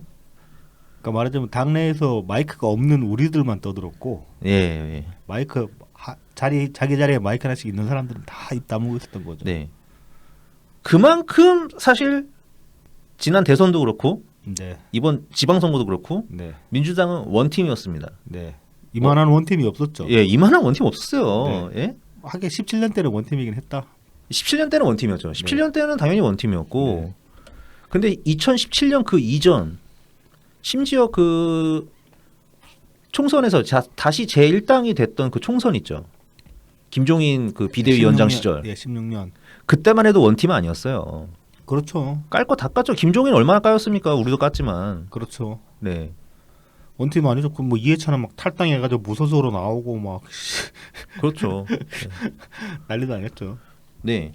그러니까 원팀 아니어서 졌다는 얘기를 할 수 없는 거예요. 뭐 이낙연계 뭐 했냐 뭐 아니 가만히 입 다물어 주고 있었잖아요. 입 다물어 뭐연 대표님이 입 다물기만 했나 유세 그렇죠. 이낙연 전 대표는 뭐 유세를 엄청나게 두셨고 대선 때도 이재명이 전국 유세 총 돌아다니는 횟수가 80회인가 뭐 그런데 이낙연 대표가 111회인가 그래요.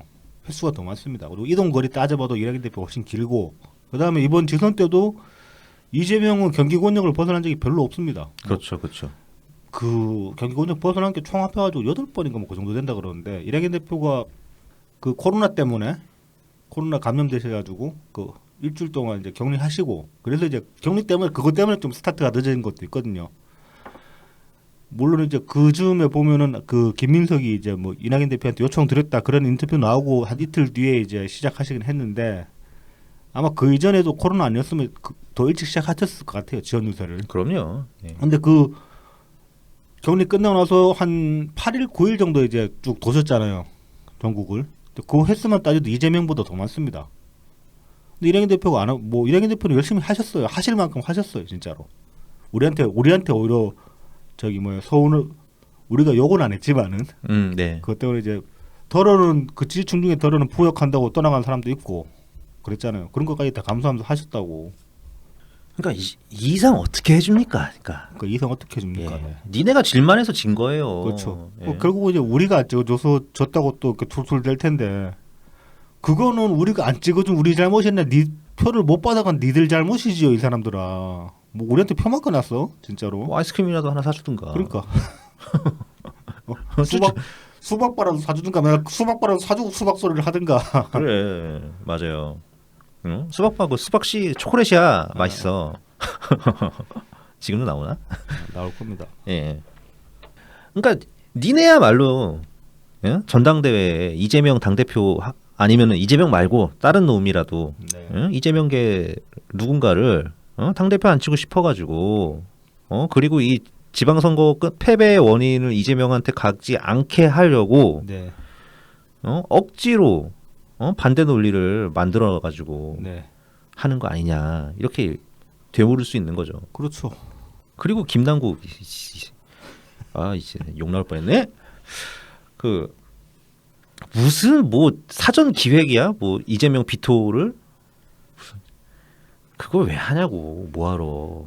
그 인터뷰도 말씀드렸지만 사전 기획처럼 김남국이 이제 그 말씀대로 이제 그 피해 의식이 가득 찬 시각으로 보면은 사전 기획이라고 생각할 수도 있을 거예요. 근데 그게 사전 기획처럼 보일 이유는 인터뷰도 말씀드렸다시피 대선 끝나서 평가를 안 했잖아. 니들이 평가 못하게 막았잖아. 그럼요. 지방선거 있다고 네. 막았잖아. 그러니까 대선 끝나고 그걸 털고 갔으면은 적어도 지선 그 시즌 동안에 계속 그런 이야기 뒷말이 나오지는 않지. 쥐들이 그 말 못하게 막으니까 계속 이야기가 계속 이어지는 건데 그걸 가지고 누굴 탓합니까 대체? 하여튼 그래서 지금 이제 뭐 당연하지만 예상했던 대로 어쨌든 전당대회를 향해서 지금 나아가고 있고 네. 구도가 굉장히 거칠게 딱 나눠졌죠. 네. 이재명을 중심으로 친명, 네. 그다음에 반명. 네. 뭐 언론은 자꾸 뭐 친이정명 이재명 대 뭐 친문재인 뭐 이런 식으로 나누는데 그건 아니지. 그렇죠. 그냥 이재명 중심으로 친, 네. 반 이렇게 그렇죠. 나뉘는 거죠. 언론은 얘네들 너무 이 그 개파 싸움 이런 식으로 몰고 가려고. 개파 싸움 맞기는 한데 네. 더 근데 중요한 키워드는 이재명 자체라고요. 이재명. 그렇죠. 자체. 예. 그 사실 그 친문 반문 나누는 건 좀 애매합니다 보면은 스탠스가 왔다 갔다 하는 사람도 있고 네. 뭐 그다음에 한때는 민주당 전부가 친문이었던 적도 있고 형식적으로나마 형식적으로나마. 그랬기 예. 때문에 친문 반문 나누는 건 이상하지만은 친명 반명은 명확하게 구분이 가죠 지금 상황에서. 네, 맞아요. 자, 어쨌든 근데 이제 일단 저희 스타일이라고 해야 될까요? 그러니까 뭐 그냥 문파라고 하죠. 네. 그러니까 문파라고 할 수 있는 사람들은 어쩔 수 없이 지금 소수이기 때문에 네. 어쨌든 이재명을 반드시 찍어내야 된다. 네. 뭐 이번 전당대회는 뭐 이재명을 찍어내야 하는 전당대회다. 네. 이런 식으로 깃발을 세우면은 사실 좀 이기기가 어렵지 않을까 이런 이제 저 뇌피셜을 좀 써봤어요. 네. 그래서 이거를 좀 대신할 수 있는 거는 역시 그 민주당 혁신 아닐까. 물론 이제 쟤네들이 먼저 깃발을 들고 있긴 해요. 막 쇄신해야 되고 뭐 네. 혁신해야 된다. 막 그러면서 네. 뭐 장경태 의원이 그랬나? 3선 이상 뭐 출마 금지 뭐 이런 거 네, 하자고. 네, 네. 사실 이게 의미가 없거든요. 예를 들어서 이런 거죠. 뭐 한 10년 전부터 계속 나왔던 뭐 청년 공천, 뭐 청년 가산점, 여성 가산점, 뭐 그다음에 뭐 이제 여기에 하나 더 얹어진 거죠. 3선 이상 출마 금지. 네. 이런 내용이 했는데 이건 너무 형식적인 거라서. 그렇죠. 뭐 그리고 실질적으로 3선 이상의 의원들이 다 뭐 그렇다고 바깥 못하는 것도 아니고. 네. 아까 그 미디어 토마토 여론조사 그 인용해 주셨는데 여기에서 거기에 대한 질문도 있었어요. 그러니까 정확하게는 이제 이겁니다. 586 그룹 퇴진 여부에 대한 그 문항에 대해서 네. 선별 퇴진해야 된다가 제일 높았어요. 그렇죠. 뭐 약간의 차이로 선별 퇴진이 36.9%로 제일 높았고 네. 그다음에 일괄 퇴진해야 된다가 33.9%로 한 3% 약간 밑으로. 뭐 그냥 그건 그냥 비등비등하다고 보면 되겠네요. 네, 비등비등. 오차 범위 거의 안에서. 네.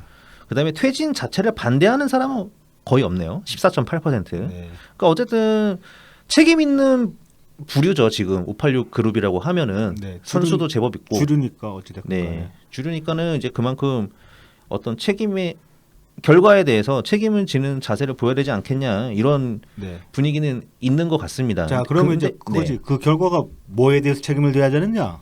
그걸 따져봐야 되는 건데. 그렇죠, 그렇죠. 저는 그러니까 586 퇴진하는 거 저는 조건부로 찬성할 수 있습니다. 어떤 조건부냐면은 이재명을 용인했기 때문에 당신들이 책임이 있다라는 그 관점에서라면은 퇴진을 받아들일 용의가 있고, 그럼 만약 그 명분으로 그 사람들이 퇴진을 해야 된다면은 이재명도 같이 나가야 되는 거예요. 그러니까 저 악의 원흉을 용인을 해서 당을 망하게 했기 때문에 용인한 사람들이 물러나야 된다면은 원흉도 같이 물러나야지. 네. 그리고 이 3선 이상 출마 금지는 예를 들어서 이런 겁니다.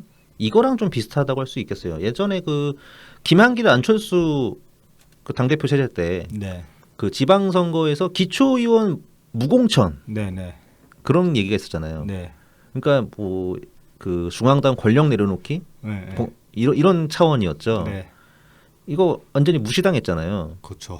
예. 그러니까 예를 들어서 그런 겁니다. 국민의힘 애들은 공천해가지고 뭐 선거운동 해가지고 자기네들 국민의힘 그렇죠. 기초의원들 당선시킬 건데 네. 민주당은 가만히 있을 거야? 그렇죠. 네. 이것도 비슷한 거거든요. 3선 이상 출마 금지 법적으로 할 수 없으면 국민의힘 같은 경우는 뭐 3선 4선 내보낼 거란 말입니다. 네. 걔네들이 이길 수도 있어요. 못 이기죠. 그렇죠. 네. 그것도 민주당이 못 이기죠. 예, 힘들죠. 네. 그러니까 이 바보 같은 얘기예요. 이거 가지고 국민의 선택을 받겠다? 그냥 국민이 판단하게 두는 게 제일 좋은 겁니다. 그렇습니다. 네. 네. 지겨우면은 네. 다른 사람으로 갈아치울 수도 있는 거죠. 아니면은 그냥 그 경선 과정을 좀 더 치열하게 만들어야지 뭐 아니면은 경선에서 최대한 어떻게든 그 자격 미달인 사람들을 걸러낼 방안을 찾아야지. 이거 되게 어떻게 보면 게으른 소리예요, 사실. 네네. 3선 이상은 무조건 뭐 다 자른다 그러는 거는. 그리고 혁신위에서 그 예전에 이제 문재인 대통령님 당대표 시절에 만들었던 혁신위 안이 있지 않습니까? 컷오프 20%인가 뭐 있지 않습니까? 네네. 네.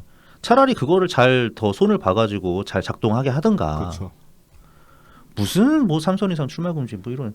어쨌든 저는 이제 이런 어떤 혁신안이 네. 좀 더 현실적이고 아니면은 지금 우리 민주당의 문제를 해결할 수 있는 방향으로 만들어지게끔 네. 이런 거를 가지고 어떤 뭐 정책 투쟁, 노선 투쟁 같은 거를 해서 전당대회 선택을 받는 게 더 유리하지 않나. 뭐 그게 이제 원칙적으로 맞는 말씀인데 네.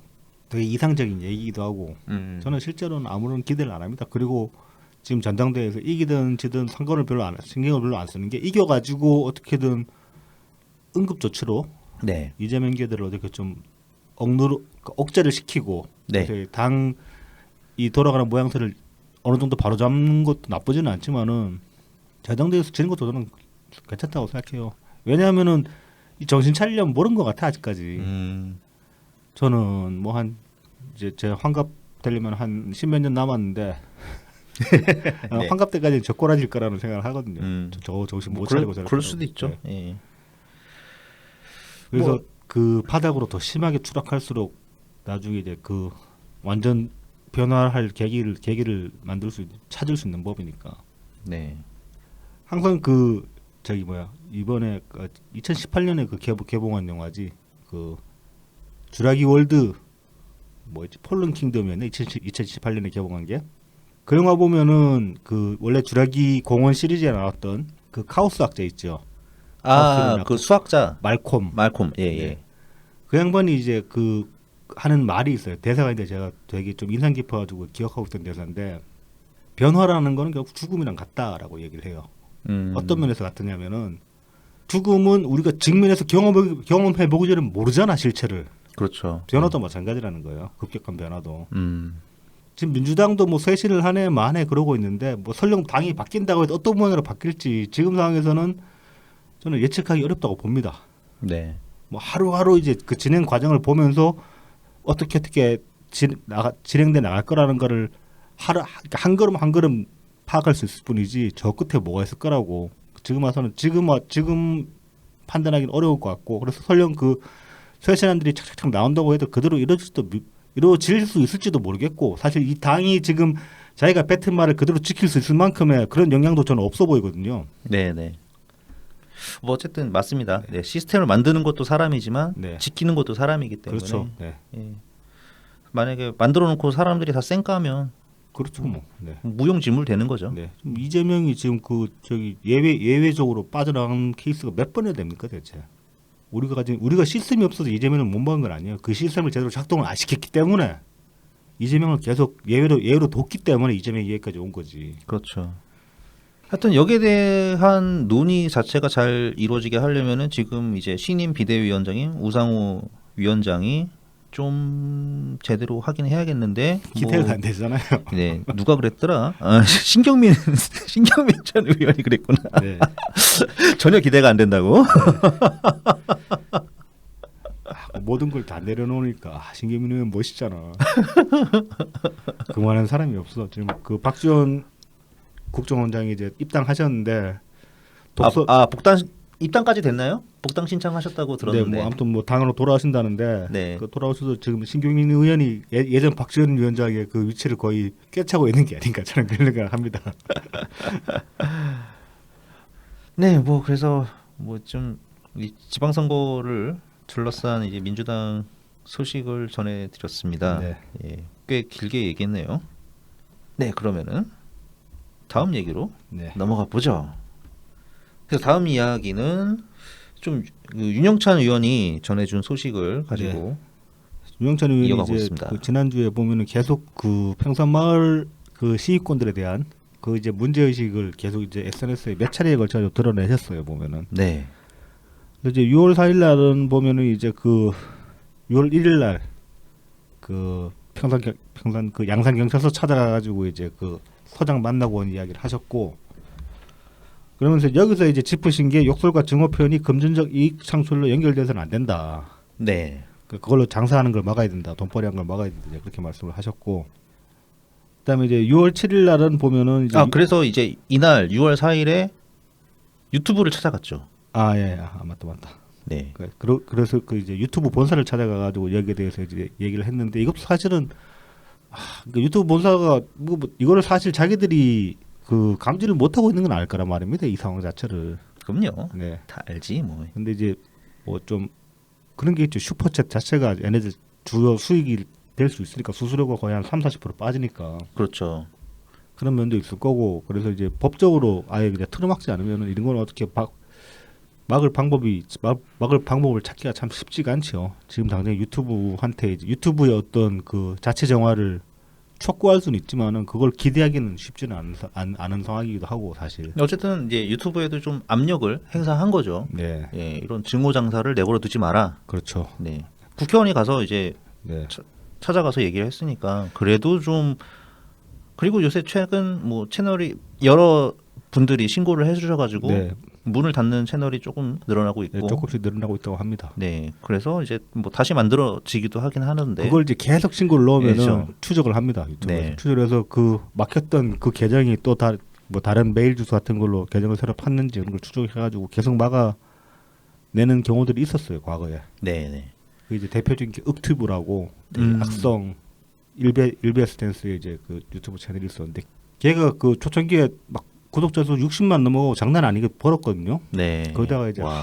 하도 그런 이제 그 더러운 짓들을 하니까 신고 놓고 해가지고 결국 막혔어요. 근데 얘는 그게 돈벌이가 되니까 뭐 부계 파고 한 계정을 한 3-4번인가 계속 시도를 했는데, 그때마다 귀신같이 찾아가지고 바로바로 막아버렸다고 유튜브가. 그런 케이스들 보면 근데 이제 아직까지 그 윽튜브 수준으로 그 수준의 악의적인 건 아니다라고 유튜브에서 자체적으로 평가를 하는 건지 그건 모르겠습니다. 네네. 어쨌든 유튜브까지 찾아가신 거는 일단 잘한 것 같습니다. 그렇죠. 이거 찾아갈 필요는 있죠. 네, 네. 맞아요. 자, 그런 다음에 이제 6월 7일로 이어지는 거죠. 네.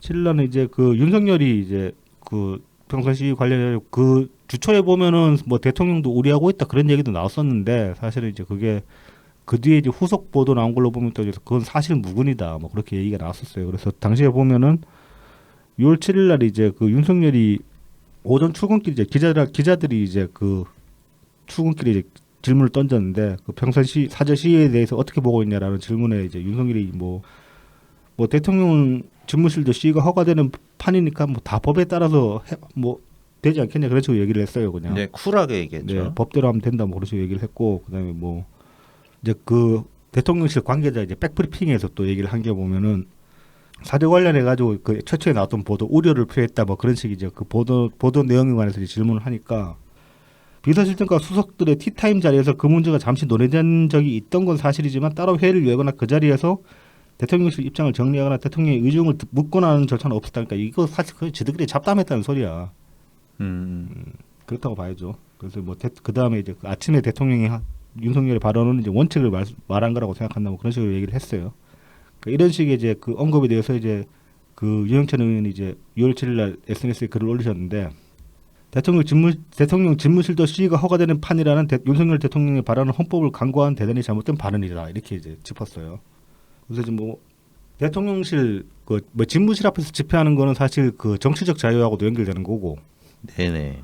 그다음에 책임자에 대한 어떤 그 책임자에 대한 직접적인 항의나 요구 사항을 이제 관철시키기 위한 그런 집회이기 때문에 그건 충분히 사실은 용인돼야 되는 게 맞지만은, 퇴임 대통령은 그냥 엄격하게 그 사인이란 말입니다. 공인이 아니고. 네네. 네, 그러니까 전혀 다른 문제가 되고 더군다나 이건 지금 주민들까지 피해를 보고 있는 상황이니까 이거를 자기 뭐 대통령 집무실에서도 대모하게 냅두는데 뭐 뽑더라면 되죠. 그런 식으로 얘기하는 거는 상당히 잘못됐다는 얘기죠. 그리고 그 윤영찬 의원이 찾아냈잖아요. 집회와 시위에 관한 법률에 일반인들한테 피해를 미치는 것은 네. 불법적인 것이라고, 네. 그러니까 제한할 수 있다, 시위를 제한할 수 네. 있다고 그런 조항이 있었죠. 이제 그런 것들이 지금 제대로 이루어지지 않고 있는 상황이니까 네. 뭐 대통령실에서도 뭐 경우에 따라서는 생각을 해볼 수 있는 부분이 있죠. 그래서 이제 그 윤영찬 의원이 이제 이 상황을 방치한다면은 전직 대통령 집 앞에서 벌어지는 욕설 시위를 조정하고 용인한 대통령이 될 것이다. 뭐 이렇게 이제 좀 말하자면 경고성 그런 말씀을 하셨습니다. 6월 7일 날. 네, 적절한 수위에 적절한 주장 같습니다. 네.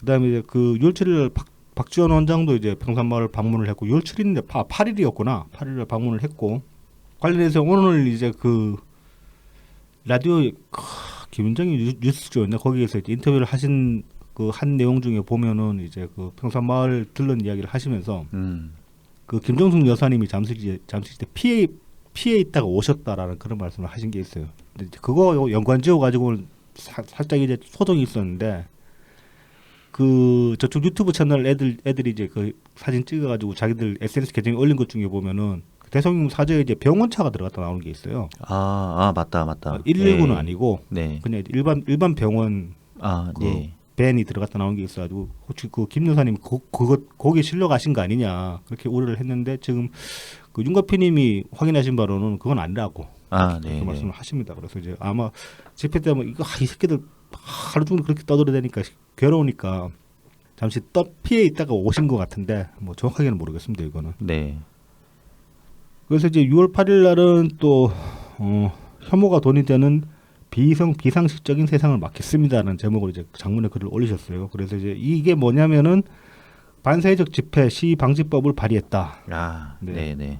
이게 이제 지난주 저도 말씀드렸던 바가 있던 건데 이제 그 골자는 그겁니다.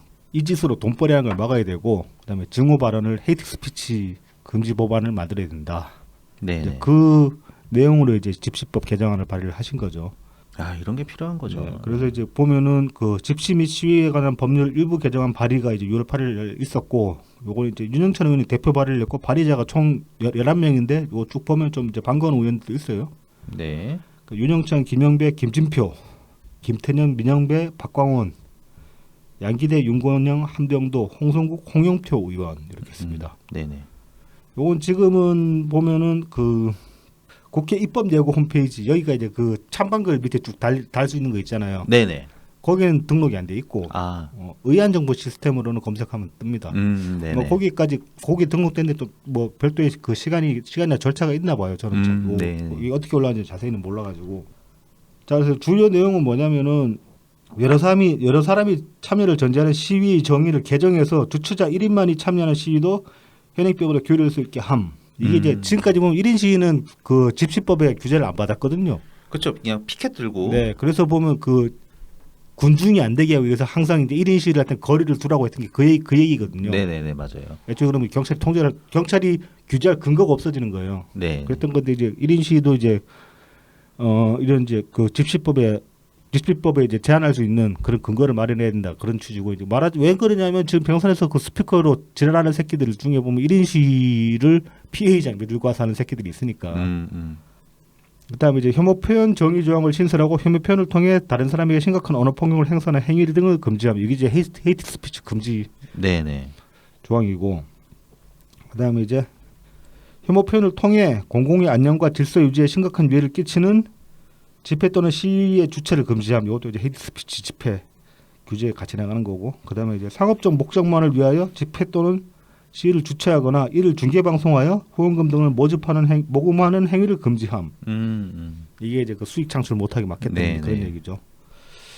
지금 이제 국회 임기 그 전반기 국회가 끝났기 때문에 이제 후반기 국회 시작하면 바로 그때까지 좀 기간이 걸리겠지만은 7월달에 국회 여나? 7월인가 8월일 거예요. 예. 일단 빨리. 상임위 배정도 마무리가 돼야 되니까요. 그렇죠. 네.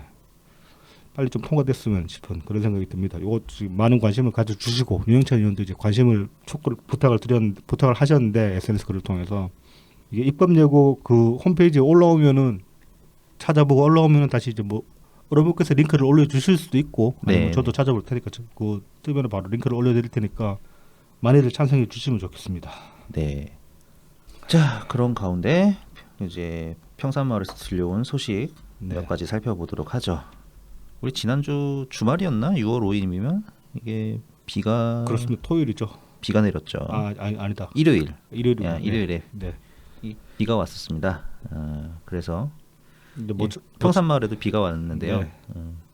이 트윗도 저는 좀 이렇게 나름 은유적으로 이제 많이 받아들였는데 비 오는 것 자체를 이제 반가워하시는 그런 내용도 그런 내용이 이제 전면적으로 드러났다면은 뭐 사실 대통령님도 농사를 지으시고 그다음에 거기가 다 농촌이니까 네. 안 그래도 지금 가뭄 때문에 이제 올 봄도 상당히 심각하게 가뭄이 심했다고 하는데 단비였잖아요. 비가 네. 이제 그런 단비가 반갑다 이제 그런 말씀을 적으셨는데 이것도 좀 은유적으로 보면은 이 대목군 새끼들에 대한 은유일 수도 있는 거거든요. 단비니까 그런 좀 해결책 빨리 해소되기를 바란다. 그런 심경을 비에 빗대서 쓰신 거라고 저는 나름대로 해석을 해봤어요. 네네. 뭐 굳이 뭐 비 오는 날이라고 해서 이렇게 뭐 쓰실 이유가 있었을까 그런 생각이 들어가지고 자 그다음에 이제 6월 6일 날은 그 문다희 씨가 이제 올리신 트윗 이게 또 화제가 됐었습니다. 상당히. 네네.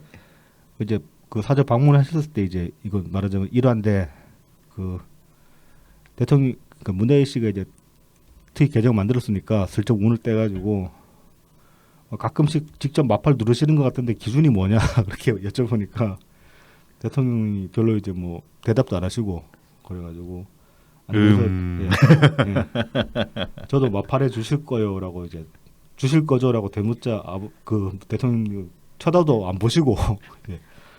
트위터 짬밥이라 좀 대고 나 말해라 이제 이거 나 말해 나서 말해라의 사투리거든요. 나 말해라 이거는. 예.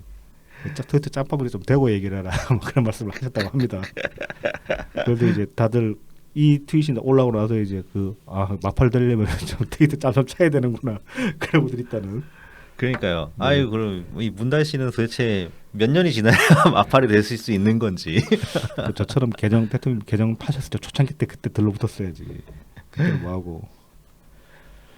제가 그다음에 이거 이제 소제목 막걸리 몇 병이라고 붙여봤는데 이거는 이제 6월 8일 날 올라온 트윗인데 이 트윗을 통해서 이제 한 가지 정보를 또 추가를 알 수 있는 게 네네. 대통령 트윗 계정으로 올라오는 글이 이제 두 종류가 있다는 걸 알게 됐어요.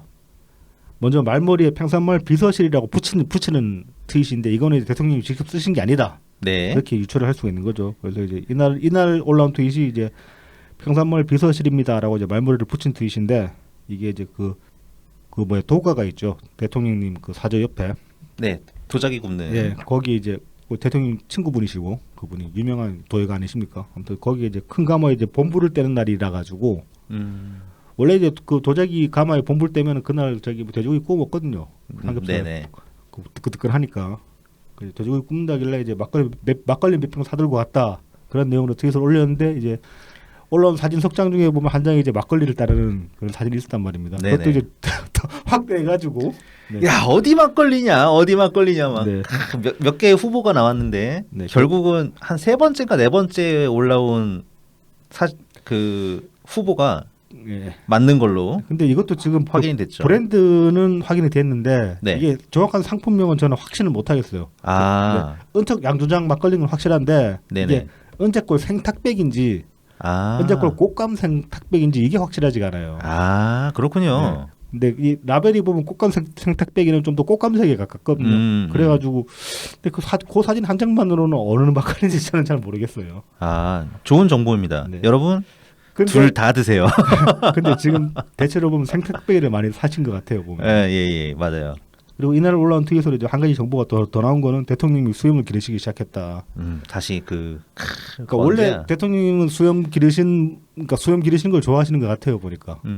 왜냐하면 제가 만약 수염 그렇게 난다 그러면은 저도 아까워서 못 깎아요. 그 수염은 아무나 한국 사람은 아무나 나는 수염이 아니거든. 그럼요. 그게 옛날 그 대선 때 네. 이제 그 개표 방송 때 SBS였죠. 네. 그게 그 대통령님 수염 길렀던 그 사진을 가지고 네.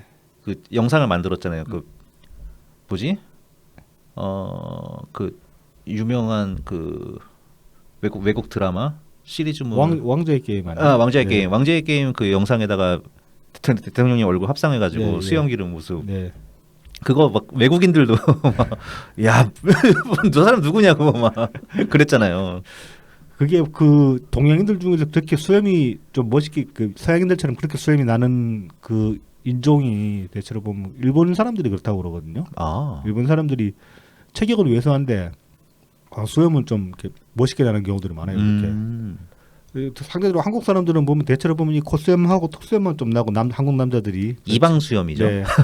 저도 대표적으로 수염이 그렇게 그런 나는데 날부터 뺨으로 이렇게 수염이 짙게 나는 경우는 잘 없는데 대통령 외모에 있어서는 진짜로 그 대통령의 부모님께 참 감사하셔야 되지 않을까 싶은 생각도 들지만은 근데 그 어느 어디 뭐 어떤 글이었나 만화였나 보면은 그 SNS에서 본 글이구나. 자기 아버님이 이제 생물 교사신가 그러신데 네. 이제 딸이 이제 푸념을 했더니 나를 왜 이렇게 못생기게 낳았냐고. 네. 그러니까 그 아버지가 하시는 말씀이 아니 내가 못생기게 낳은 게 아니라 네가 세포 분열을 그따위로 해서 그런 거 아니냐고. 그네 잘못이라고. 그러니까 대통령님도 수염이 그렇게 멋있게 나시는 거 그다음에 잘생기신 거 그거 다 대통령님이 세포 분열을 잘하신 거다. 그렇게 생각할 수 있다는 거죠. 네, 설득력 매우 강합니다. 예. 아주 귀한 유전자다. 네. 이렇게 얘기할 수 있는 거죠. 네. 뭐 이제 그다음에 다음 소제목은 노젓는 출판사들이라고 제가 붙여봤는데 이제 6월 9일날 대통령님이 최초로 이제 책 추천 트윗을 하나 올리셨어요. 최초는 아니구나. 오랜만이니까 아마 그 대통령 취임 때 이제 취임하셨을 때, 그러니까 그 임기 중에 보면 휴가 때 책 읽으시면서 책 추천한다고 추천사를 한 번씩 올리시 했는데 이제 오랜만에 책을 추천한다고 이제 올리신 게 제목이 참 이제 좀 빡셉니다. 김희교 교수의 짱깨주의의 탄생. 네, 짱깨주의. 네. 예. 그 이제 그러면서 이제 그 덧붙이신 게 도발적인 제목이 매우 논쟁적입니다. 책 추천이 내용에 대한 동의나 지지가 아니라 뭐 중국을 어떻게 볼 것이며 우리 외교가 가야 할 방향이 무엇인지 다양한 관점을 보자는 취지에서 이제 추천을 하신다라고 이제 이렇게 추천사를 쓰셨어요. 이게 이제 대통령 트윗에 이제 추천사가 이렇게 올라오니까 당일 출판사 블로그에 대통령 추천사를 그대로 인용해가지고 책 소개 글이 또 올라왔습니다. 굉장히 대응이 빠르네요. 네, 문재인 대통령이 추천한 책이라고. 그리고 이제 또 보면은 6월 9일 날은 도서 출판 책과 함께라는 이 출판사에서도 자기들 SNS 계정에 이제 글을 올렸는데 이 출판사에서는 무슨 책이 나오냐면은 그 문다희 씨가 그때 이제 사저 방문하셨을 때 그때 사진 찍어 올린 그 책. 네, 실크로드? 네, 실크로드 세계사.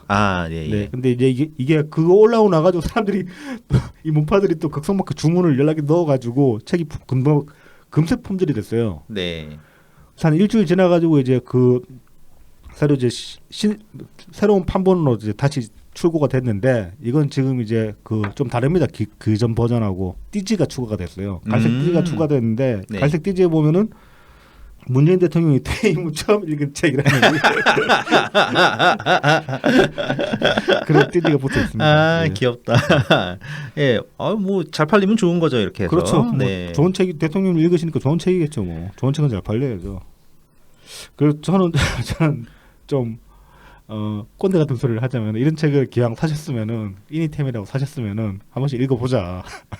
예, 그렇죠. 읽는 게 좋죠 더. 네. 네.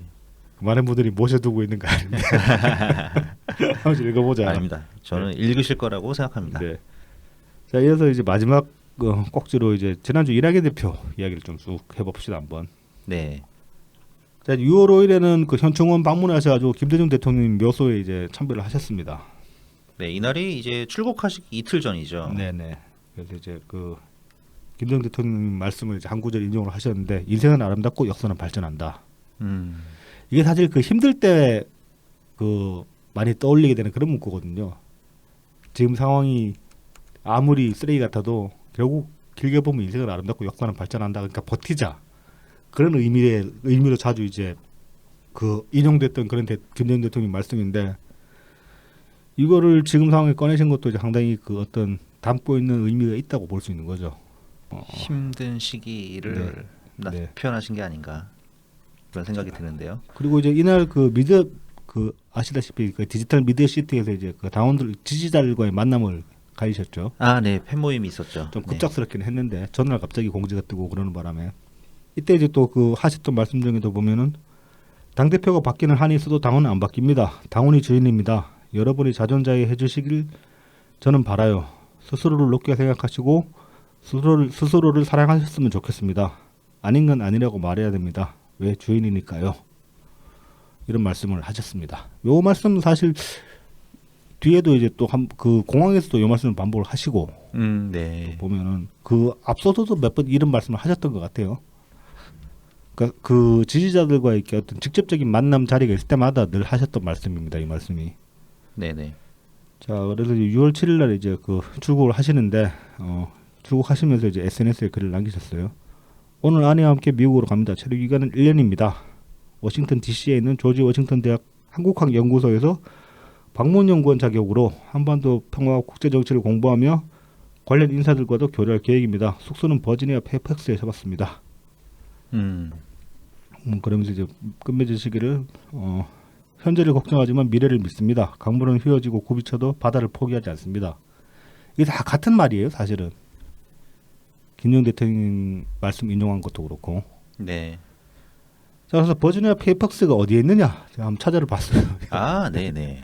보면 이제 워싱턴 DC에서 남서쪽에 위치한 도시인데 이게 이제 지도상으로는 대략 한 이렇게 미국 그게 또 구글 때려보니까 미국이라서 이제 마일로 뜨더라고. 그러니까 한 20마일 정도 돼요. 네네. 한 30km 정도 된다고 볼 수 있죠. 그래서 차량으로는 한 30분 정도 걸리고 그다음에 대중교통은 1시간 30분 정도 걸립니다. 이게 저기 그 카카오맵 같은 걸 검색해 보면은 거기도 네. 대중교통 시간표가 쭉 나와요. 신기하게. 오, 네네. 그 대략 그 위치적으로 보면 서울하고 분당 정도 되지 않겠냐. 뭐그 정도로 그렇게 보면. 네, 그 정도 네. 될 것 같네요. 네. 네네. 자, 그래서 6월 7일 날 이제 인천공항 출국장에 많은 분들이 나오셨습니다. 저도 이제 나갔었는데 저는 좀 이렇게 그 숫자를 사람들 모이면 숫자를 보수적으로 잡는 편이라 가지고 대략 한 200명에서 300명 차 사이 아니었나. 오, 많이 모이셨네요. 그렇죠. 네. 그리고 이제 그 짧은 연설도 하셨는데 그게 공항이다 보니까 피해 장비를 볼륨을 높일 수가 없잖아요. 옆에 다른 사람들이 있는데. 그렇죠, 그렇죠. 그런 것도 있고 소리도 올리고 그래가지고 사실 무슨 말씀하신지 저는 전혀 못 알아들었어요. 아, 네네. 나중에 이제 그 끝나고 나가지고 잠깐 그 SNS에 뒤져가지고 이제 무슨 말씀하신지 찾아보니까 뭐 앞서서 하신 그 자중자애 하라는 말씀 그 말씀을 여기서도 하셨더라고요. 자존자애 해달라. 그래서 이제 이 자존자애라는 말씀을 왜 자꾸 하시는 걸까 그 생각을 해봤는데 뭐 일반적으로는 그런 거죠. 그 하도 공격이 심하니까 똥파리 소리 맨날 해야 되고 하니까. 네. 그러니까 이 자존자애라는 말이 그 어떤 지금 그 똥파리 소리 해대고 수박 소리 해대는 걔네들 그 소리에 무너지지 말고 내 자신을 사랑하고 내 자신이 서 있으면 그런 소리에 무너지지 않고 버틸 수 있으니까 그런 차원에서 이제 뭐 하신 말씀이라고 생각합니다. 그 무너져 버리면 똥파리 소리에 똑같은 소리로 받아치게 되고 똑같은 인간이 돼버리게 되잖아요. 네네. 그러지는 말자 뭐 그런 말씀으로도 들리는데 저는 조금 더 다르게 해석을 해봤어요. 이것도 뭐냐면 네네. 이제 스스로를 사랑하라 이 소리는 뭐냐면은 내 삶에 충실하라는 말이 될 수 있거든요. 네네. 그렇잖아요. 그렇죠, 그렇죠. 자신 사랑하려면 그래야죠. 네. 그런데 이 시국에 내 삶에 충실하라는 말은 어떤 의미로 받아들일 수 있냐면은 정덕질 말고 정말 자신의 삶에 충실해라. 그런 자신의 삶의 네. 어떤 뭐 기반, 네. 뭐 자신의 직장이 될 수도 있고.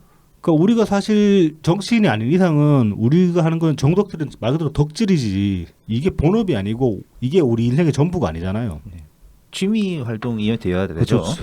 뭐 취미라고 하기에는 뭐 그렇죠. 어떤 면에서는 취미랑 굉장히 비슷한데 이건 또 취미하고는 조금 차이가 있긴 한데 네네. 어찌됐건 간에. 근데 이제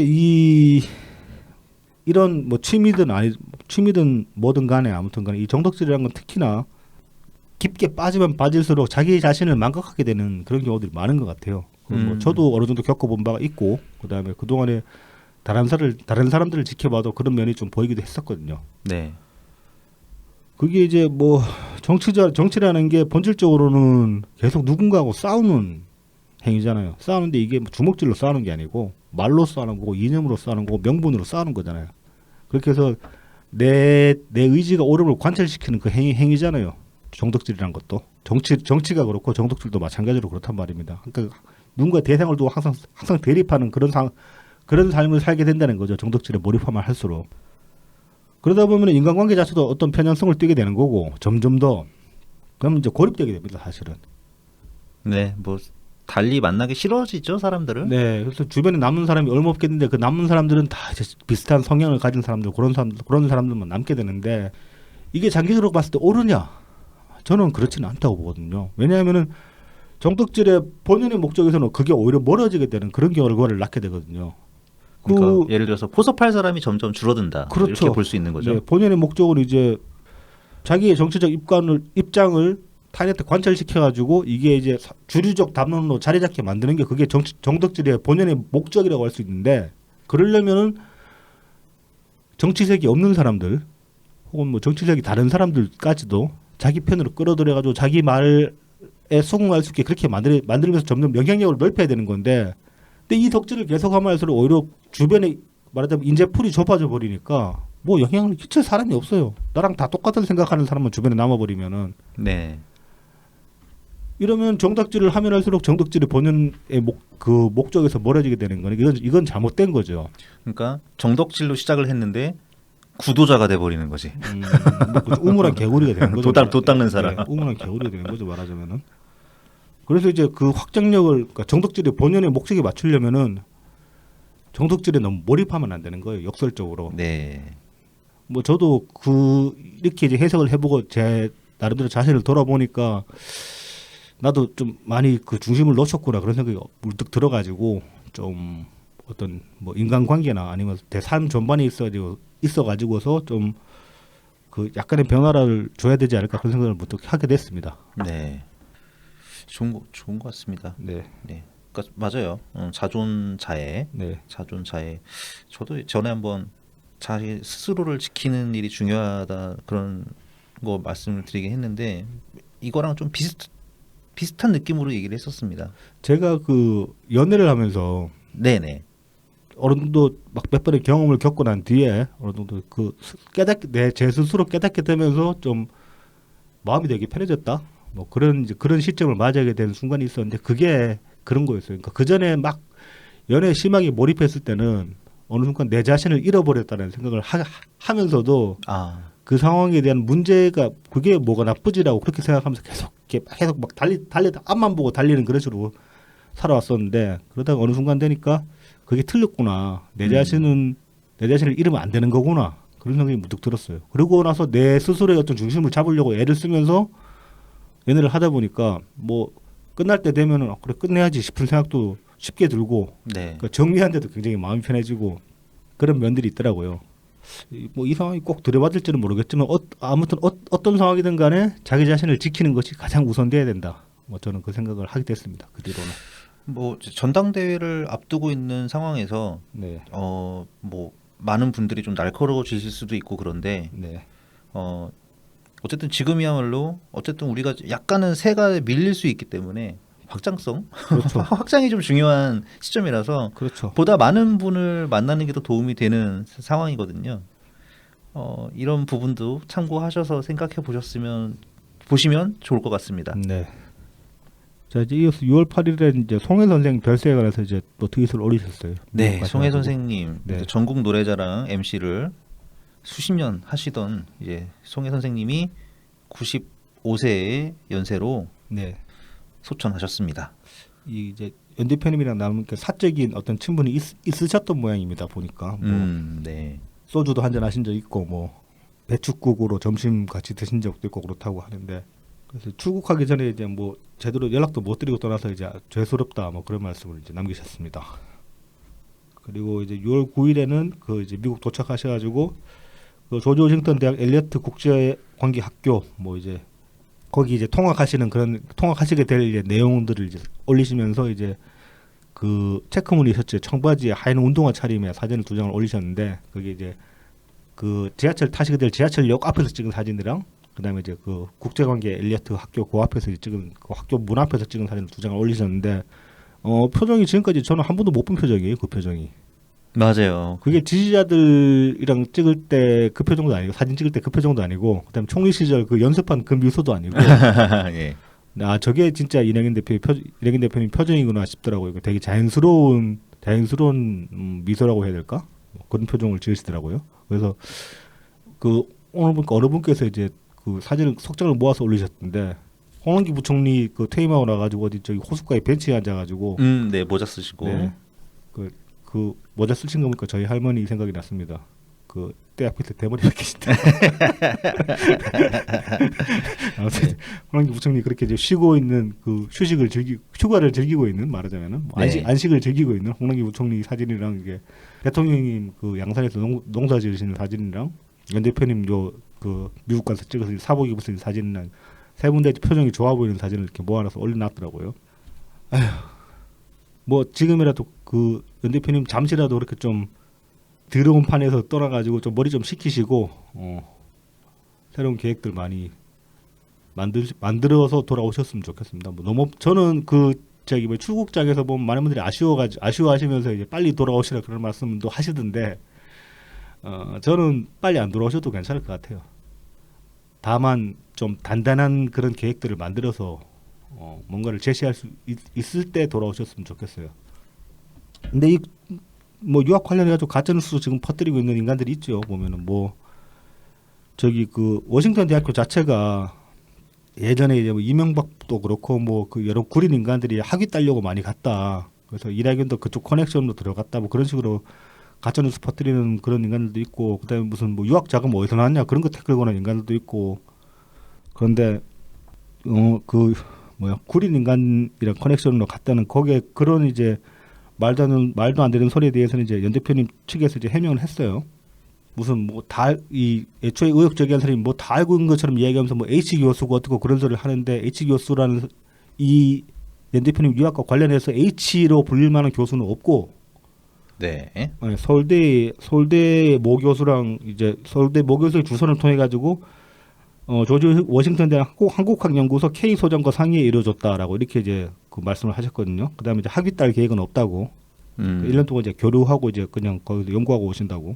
네네. 찾아보니까 조지 워싱턴 대학의 한국학연구소는 2017년에 설립이 됐습니다. 그러니까 애초에 과거에 뭐 이명박이나 뭐 저기 뭐 이건희 이런 사람들이 거기서 학위 딴 거랑은 달라요. 그 사람들이 학위 딸 때는 한국학연구소도 없었어요, 애초에. 그러네요. 그리고 이제 K 소장이라고 이제 연 대표님 측에서 이제 언급을 하셨는데 이건 뭐 기사 찾아보면 나오는 거니까 이건 이름 밝혀도 괜찮을 것 같은데 2017년부터 지금까지 이 한국학연구소 소장은 김지수 교수님이라는 분입니다. 여성분이신데. 아, 네. 네. 뭐 그다음에 뭐 돈 유학 비용을 왜 이렇게 해야 되지? 애초에 뭔 상관이지? 총리 월급 그 정도 된다. 총리 월급만 해도. 그다음에 뭐 국회의원 몇 년을 하고 도지사도 했고 뭐 거의 쉰 날이 없었는데. 그러니까요. 뭐. 아니 그리고 뭐 설령 뭐 누가 후원해 주면 그 후원해 주는 것도 후원해 주는 거지. 그게 무슨 문제야? 뭐가 문제인지. 그러니까 뭐, 억까지도 하는 거예요. 억까지도. 억까지. 트집 빼려고 별 대단한 소리 하고 있는 거죠. 전승민 아나운서가 얘기 잘했던데. 네. 쌍방울 돈도 아니고 법인카드도 아니라고. 네. 뭐 이 보면은 최근 또 홍영표 의원 관련해서도 한동안 또 이제 뭐 하나 터뜨려 보려고 지랄했다가 잘 안 먹힌 게 있었죠. 네. 그 이제 뭐 팩트 체크는 지금 뭐 정신에서도 하셨고, 네. 네. 여러 매체에서도 됐으니까 따로 다루지는 않겠습니다. 이 또 관련해서 이재명은 또 뭐 6월 9일날 페이스북에 이재명의 동료들은 이재명 다음을 더 많은 영역에서 더욱 더 많이 보여주면 좋겠다 이런 소리를 했어요. 자중하라면서. 이재명 다음이 뭘까? 이재명 다음이야말로 가짜뉴스로 사람들 괴롭히고 공격하고 그러는 게 이재명 다음 아니야? 그러니까 이재명 지지에 기반이라는 게 저는 동질감이라고 보거든요. 사이다라는 게 뭡니까? 내가 할 법한 소리를 저 사람이 해주니까 사이다인 거잖아요. 그렇죠. 그러니까 이재명 다음에 가장 충실한 건 지금 이딴 식으로 가짜뉴스 퍼뜨리고 똥파리 수박 소리 해야 되는 거 이게 이재명 다음인 거예요. 점점 떠는 척하지 말라고. 저는 그리고 또 되게 웃긴 게 예를 들어서 이 문재인 대통령이나 네. 이낙연 전 대표나 어떤 지지층을 향해서 네. 뭐 어떻게 행동해 주십시오라는 말씀을 하시는 걸 거의 보지를 못했거든요. 그렇죠. 뭐 어디서 질문이 들어오면은 굳이 이제 물어보면은 뭐 한 말씀 하신 적은 있어도 뭐 그게 심지어 이재명답게 행동해라 그러니까 이런 거잖아. 이재명 다움을 보여달라는 게 이재명처럼 행동하라는 얘기잖아요. 그렇죠. 응? 나 욕 안 먹게 해라. 네. 이렇게 좀 비틀어서 얘기할 수도 있는 거거든요. 그렇죠. 그런 건방진 말씀을 단 한 번도 하신 적이 없어요. 그러기 말입니다. 이게 얼마나 이재명스럽습니까? 전 참 글쎄요. 이게 제가 곡해한 걸지 모르겠는데 이렇게 해석이 잘 되더라고요. 이거는 역시 이재명의 본질에 잘 부합하는 그렇습니다. 네, 그런 행동을 또 했다. 이렇게 보입니다. 그 경선 이후에 그 지난 대선 경선 이후에 이재명을 지지를 할 수 없었던 가장 큰 이유가 4.4 이제 명분이 됐지만은 사실은 그때부터 지금까지 계속 이어지고 있는 이 가짜 뉴스들, 네, 그다음에 사실관계 뒤틀기 그런 것들을 용인할 수 없기 때문이기도 하거든요. 네 맞습니다. 그게 우리가 보는 이재명 다음의 본질이고 그런 것들과는 타협할 길이 없는 거죠. 지금도 계속 역사 왜곡하고 있고 그러니까 뭐 정치 신뢰 같은 경우도 아예 그냥 그 이낙연 대표 관련한 팩트체크 코너를 새로 하나 만들었을 정도로 계속 가짜뉴스 생산해가지고 계속 지금도 퍼뜨리고 있으니까 지금 그 트위터 안에서 김변님은 또 이제 그냥 가짜뉴스 계속 노골적으로 퍼뜨리고 있는 한 계정 잡아가지고 저 고발 한번 때려볼까 그러고 있던데 대책이 필요합니다. 네. 필요하죠, 네. 예. 그냥 뭐 이러다 말겠지 하고 네. 넘길 일이 아닙니다. 이미 지난 대선 경선 과정에서 충분히 이낙연 전 대표에 대한 악마화 작업은 진행이 되었기 때문에 그렇죠. 이게 더 이상 더 굳어지게 해서는 안 됩니다. 네. 특단의 조치가 필요합니다. 이건 확실히. 네. 자, 그래서 오늘 여기까지. 네. 자, 그래서 이제는 지방선거 끝나고 전당대회를 향한 시간표로 나아가게 됐습니다. 네. 예. 뭐 모두 전의를 불태우시고 있는 것 같습니다. 뭐 열심히 싸워야 되지만 뭐 네. 이낙연 전 대표님께서 말씀하셨던 것처럼 자존자애. 자존자애. 네, 자존자애를 네. 해야죠. 대통령님께서 추천하신 책들을 읽으면서 책. 네. 난 막걸리 생각했는데 막걸리도 한잔 하시면서 막걸리는 먹으면은 그 폭력적이 되는 사람도 있기 때문에 책 봐도 폭력적이 되는 사람도 있겠구나. 각자 자신에게 맞는 자존자의 방법을 잘 찾아가지고 책 읽으신 분은 책 읽으시고 술 드실 분은 술 드시고 네. 부채질 하실 분은 부채질 하시고 네 저희도 여러분들 자존자애에 도움이 되는 방송을 만들어 보도록 노력하겠습니다. 그런 말씀 마십시오. 그런 거 택도 없는 소리고 아닌가? 네 죄송합니다. 저희가 그럴 능력은 없습니다. 네 우리 약간님도 못했는데 누구를 자존자애 시켜 우리가. 아니지 자존자애 시키는 게 아니라 그냥 도움이 되게 한다는 거죠. 그런 거는 우리한테는 있을 수가 없어. 알겠습니다. 예 없다고 합니다. 네 하던 대로 하겠습니다. 네. 예, 그럼 다음 주에 다시 찾아뵙겠습니다. 감사합니다. 네, 감사합니다.